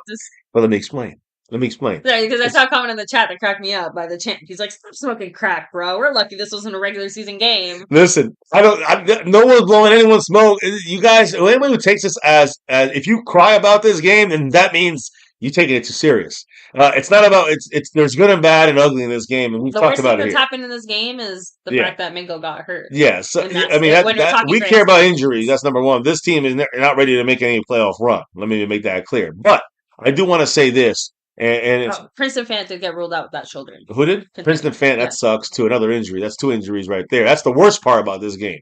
But as far as judging this whole season on this would be stupid. Would be silly. And also hyping it up would be stupid and silly.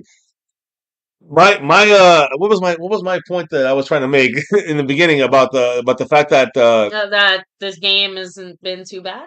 Well, or that the preseason? No. It's not even about that. It's more to me about. It's not even about. Man, we can't even judge it. My point is that it's not going to be a good year for the Cowboys.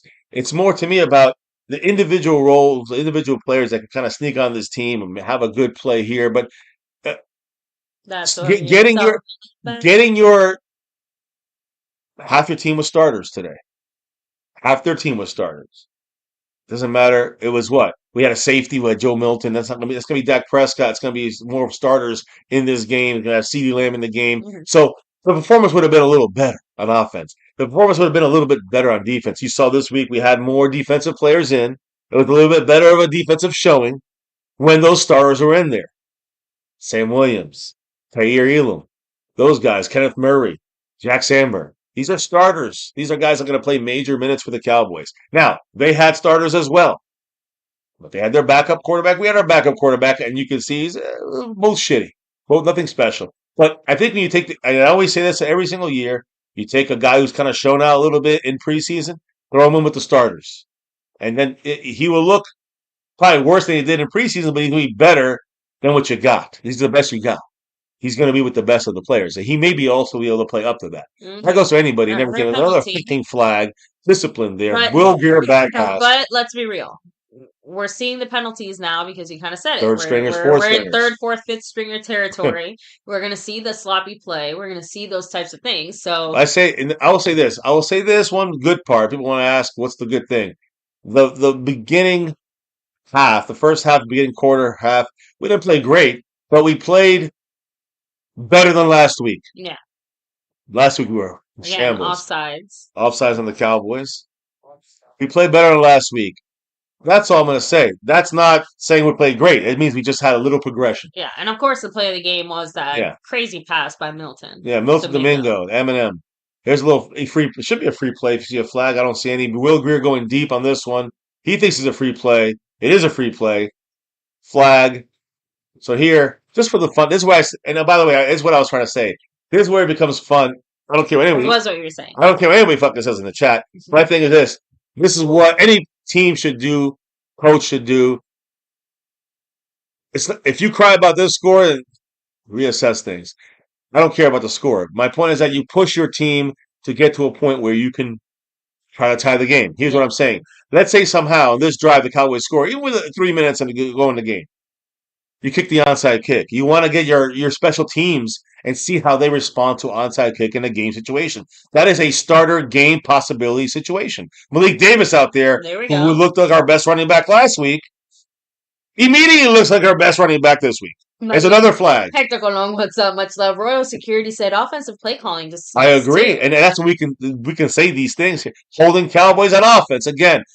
Again, they have their fourth stringers. We have our fourth stringers. Why are we holding? And this is not even our fourth. This is Brock Hoffman. This is kickoff. So this is where the sloppy play. Again, you have more backups around you, so you might make more mistakes as well. But I know, but the point is, it's not a good look. The new guys next to you making the mistakes, Right, not you, you. the experienced veteran. Right. The guy who's had some starts in his league. Yeah. And for our team, that's Brock Hoffman and TJ Bass. That's it, just experienced veteran. That's agreed. That's the 100%. 100. So here we go. 2nd and 15. Will Greer looking, shooting, high on the tight end. Helmet to helmet.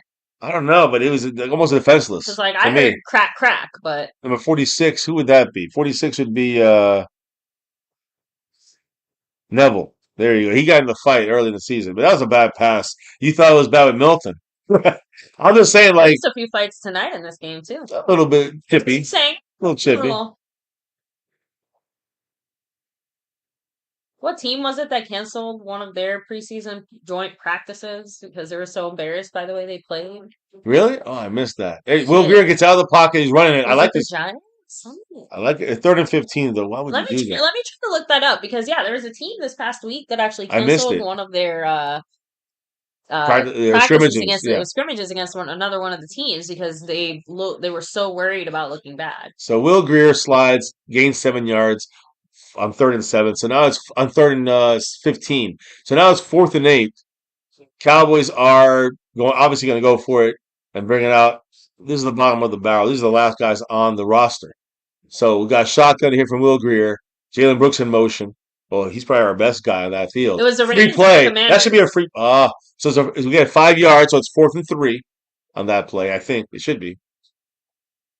Okay, so they said it was a scheduling conflict. Okay. Why they did it? Which team, Giants? It was actually the Ravens and the Commanders. Oh. So, I could have sworn I remembered it was a different reason for that happening, but obviously that was. Oh my fucking god! It was on the Cowboys. Yeah. False start on the Cowboys. Was it Will Greer? Josh Kelly, the receiver. Damn! Now instead of being 4th and 3, now it's 4th and 12. So 4th and 13. I'm sorry. I mean, CeeDee Lamb technically had it coming. He wasn't supposed to be on that part of the field. Yeah. So he ran accident. He just kind of drifted over there.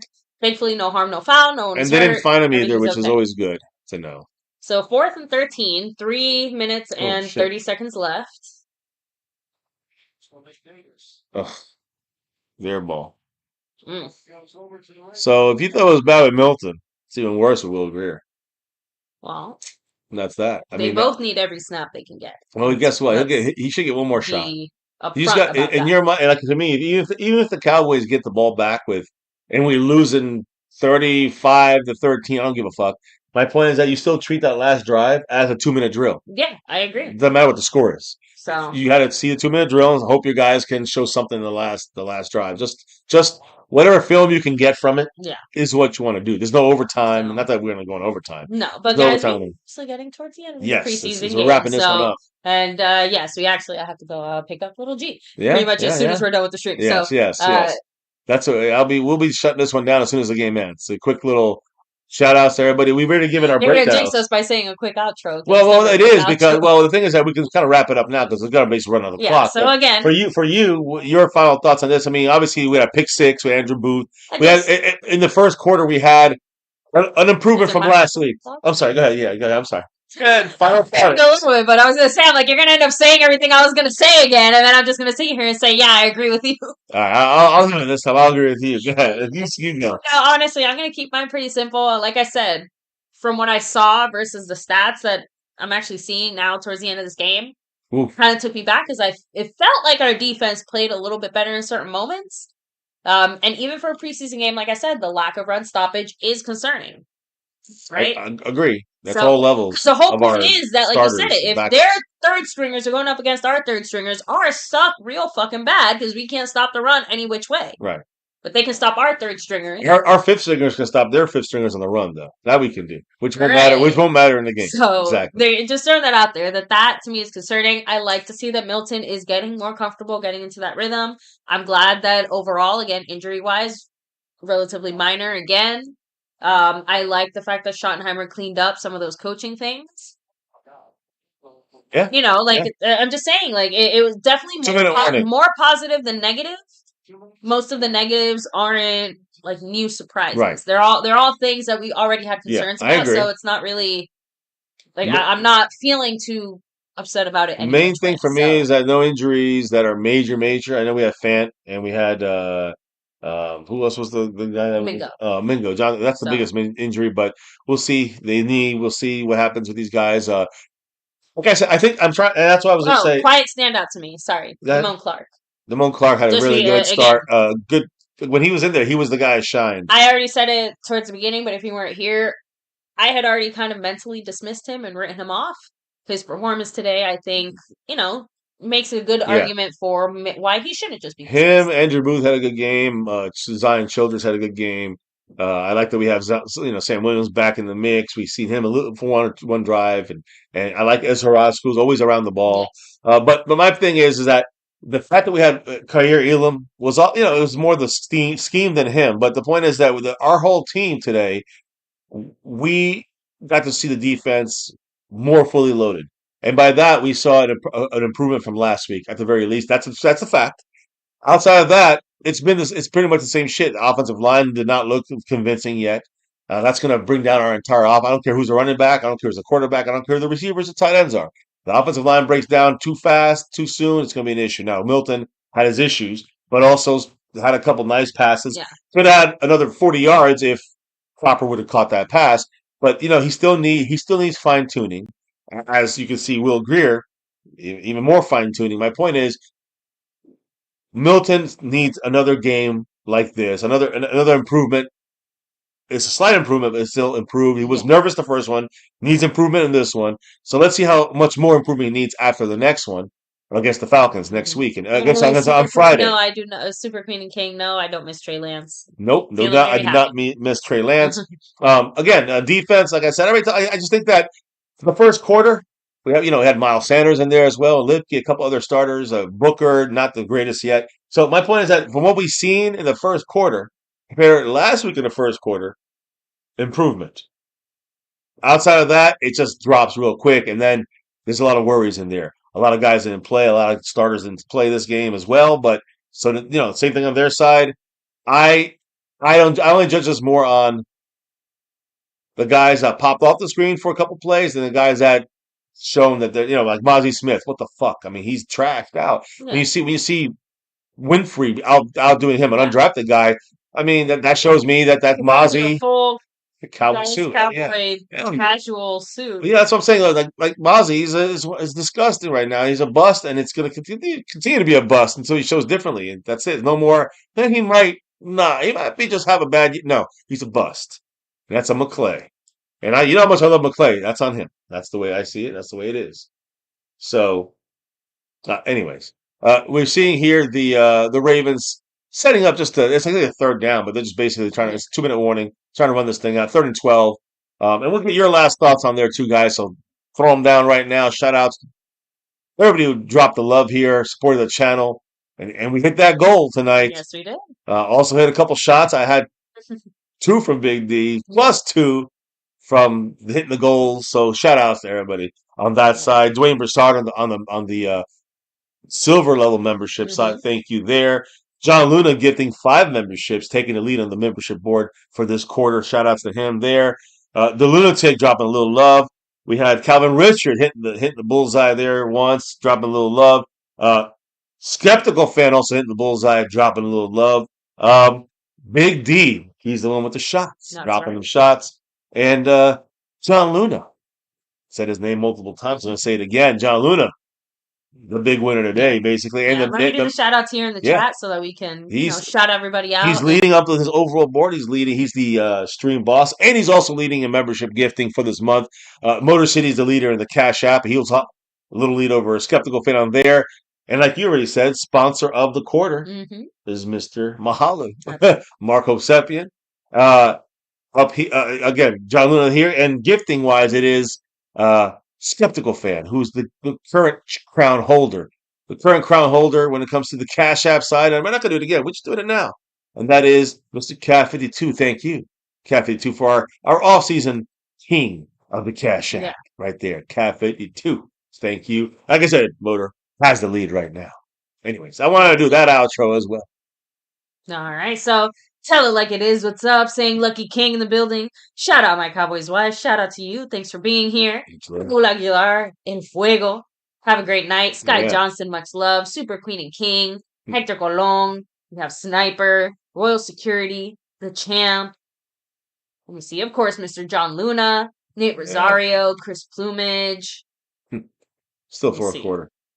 But I put it final because that's basically the well. I better not put final. So I actually can't go back any further than that. So I'm gonna put fourth quarter because the score might change. Thank you so much to everybody here to hanging with us. But there it is. Do you know what? Don't okay. Do you know why we do what we do? Oh, I know why we do it. It's about that navy blue. That's silver too. And this here star over everything, guys. Sorry, if you want to do our outro, I have to go get Little G. All right. Well, we'll do the outro here. I can't drop in the beat. I'm still got to do the end of the game. It's a minute, 10 seconds. It's going to be basically Will Greer in a 2-minute drill. So we're going to be, by the way, in case you're wondering why the score changed, it is a field goal made by the Baltimore Ravens, 31-13, basically inverting our score. What? Mr. Ferguson there with the bucket hat. The bucket hat. That's right. That's a nice kicking up here. I mean, piece of cowboy stuff. So, tell it like it is. We actually don't do the Madden Sims anymore. Yeah, they fucking oh, that's a live ball. YouTube. Oh, it's a penalty. I'm sorry, it did not hit the 20. So you guys know on kickoffs, because they did not hit the 20, it landed on the 25 or the 30 when they kicked it off. That's a rule to notice. That puts it all the way on, I think, on the 35 or 40. So Cowboys get the ball basically on the. It's like kicking it out of bounds. If you kick it short of the 20, it could bounce on the 20 and bounce forward. That's fine. It could bounce backwards or whatever. But if it bounces on the 21-yard line and then bounces into the 20, it doesn't matter. Wherever it's like hitting the end zone, it's like hitting out of bounds. So once it hits anywhere outside of that 20, the goal line to the 20, hits anywhere out of there, it goes immediately to the 40-yard line. That's a big penalty. You know what I'm saying? So think about that. 40. So right now it's a 60. It's a big incentive. It's a 77-yard kick. Not fucking up on special teams. Think about this. If that happens with 10 seconds, you get a quick pass, get to the 50. Oh, yeah. Now you got Brandon Aubrey kicking a 67-yarder for the record and the win. I'm saying that one first down is all you need. When that penalty occurs, you need one first down for our guy. As good as ours, yeah, and that's why I said that I feel like Schottenheimer would take those types of risks. Yeah, but it also makes sense going off of assumptions. Yeah, we have to actually see him out there doing his thing to get some evidence. I agree. 35 seconds and ticking. We're just going, no huddle here. I mean, not no huddle. We're just running the clock off here. But we are quick huddling here. We are. Will Greer's trying to get something here. Maybe sacked. How about that? He gets something. He gets sacked with 21 seconds, 20 seconds and ticking. That's pretty much it. Let me see. I don't think there'll be any more. I don't think there'll be any more points. Yeah, they're walking off. So that's it. The Cowboys are calling it. We're calling it. And now we can say it, baby. I will, again, shout out Dwayne Broussard, The Lunatic, Big D, Calvin Richard, Skeptical Fan, and John Luna, the man, who's repping all these boards. I already shouted everybody out, but he has given, a lot of love here and also dropped, he has like one or two of his names in the mix there, but mainly it's people in the mix talking in the chat. So those that participate get little bonuses sometimes. And people like John Luna, great person for the channel. Great appreciation to you, man. You and yours. Thank you. And everybody else who donated to the channel tonight, had the fun there, watched with us, talked with us, discussed the Cowboys, good, bad, and ugly. And a lot of bad and ugly tonight, as always. A little less than last week, but still a lot to work on. That pretty much sums it up, right? Yeah. On that note, baby, why do we do this every single day and night here? Have it in our minds every single day and night. For the last 9 years on MCF, on YouTube. Why do we do this? It's that navy blue. You know it. That silver too. You know it. That star over everything. You know it. Never forget, guys, and no matter what, win, lose, or draw, good, bad, or ugly, here on this channel, we will always rep this star over everyone and everything on the Cowboys. So remember that. It's that star over Jerry Jones and everyone else.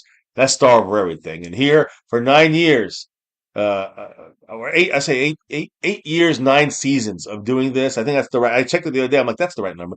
It's 8 years on YouTube, but our 9th season doing this thing and these live stream reactions, guys.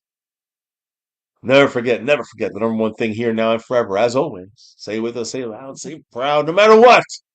Never forget. Go Cowboys. one day, hopefully, get that 6 and beyond. Thank you all for rocking with us in the chat. Thank you for dropping the love from above as we rock out of here for the night, relock and reload for one more game of preseason for the final cuts. Before the final cuts, but that was to help determine the final cuts. So we'll check that out in 6 days. On Friday, we'll be back live here watching this game, but maybe not the same background. And maybe not the same It way. might look So a little different. hang with us. We'll see. Hopefully we get that. On that note, guys, take care, stay safe, much love, baby. Before we can officially drop out of here for the night, what do we gotta do? We gotta drop We gotta drop what? the beat.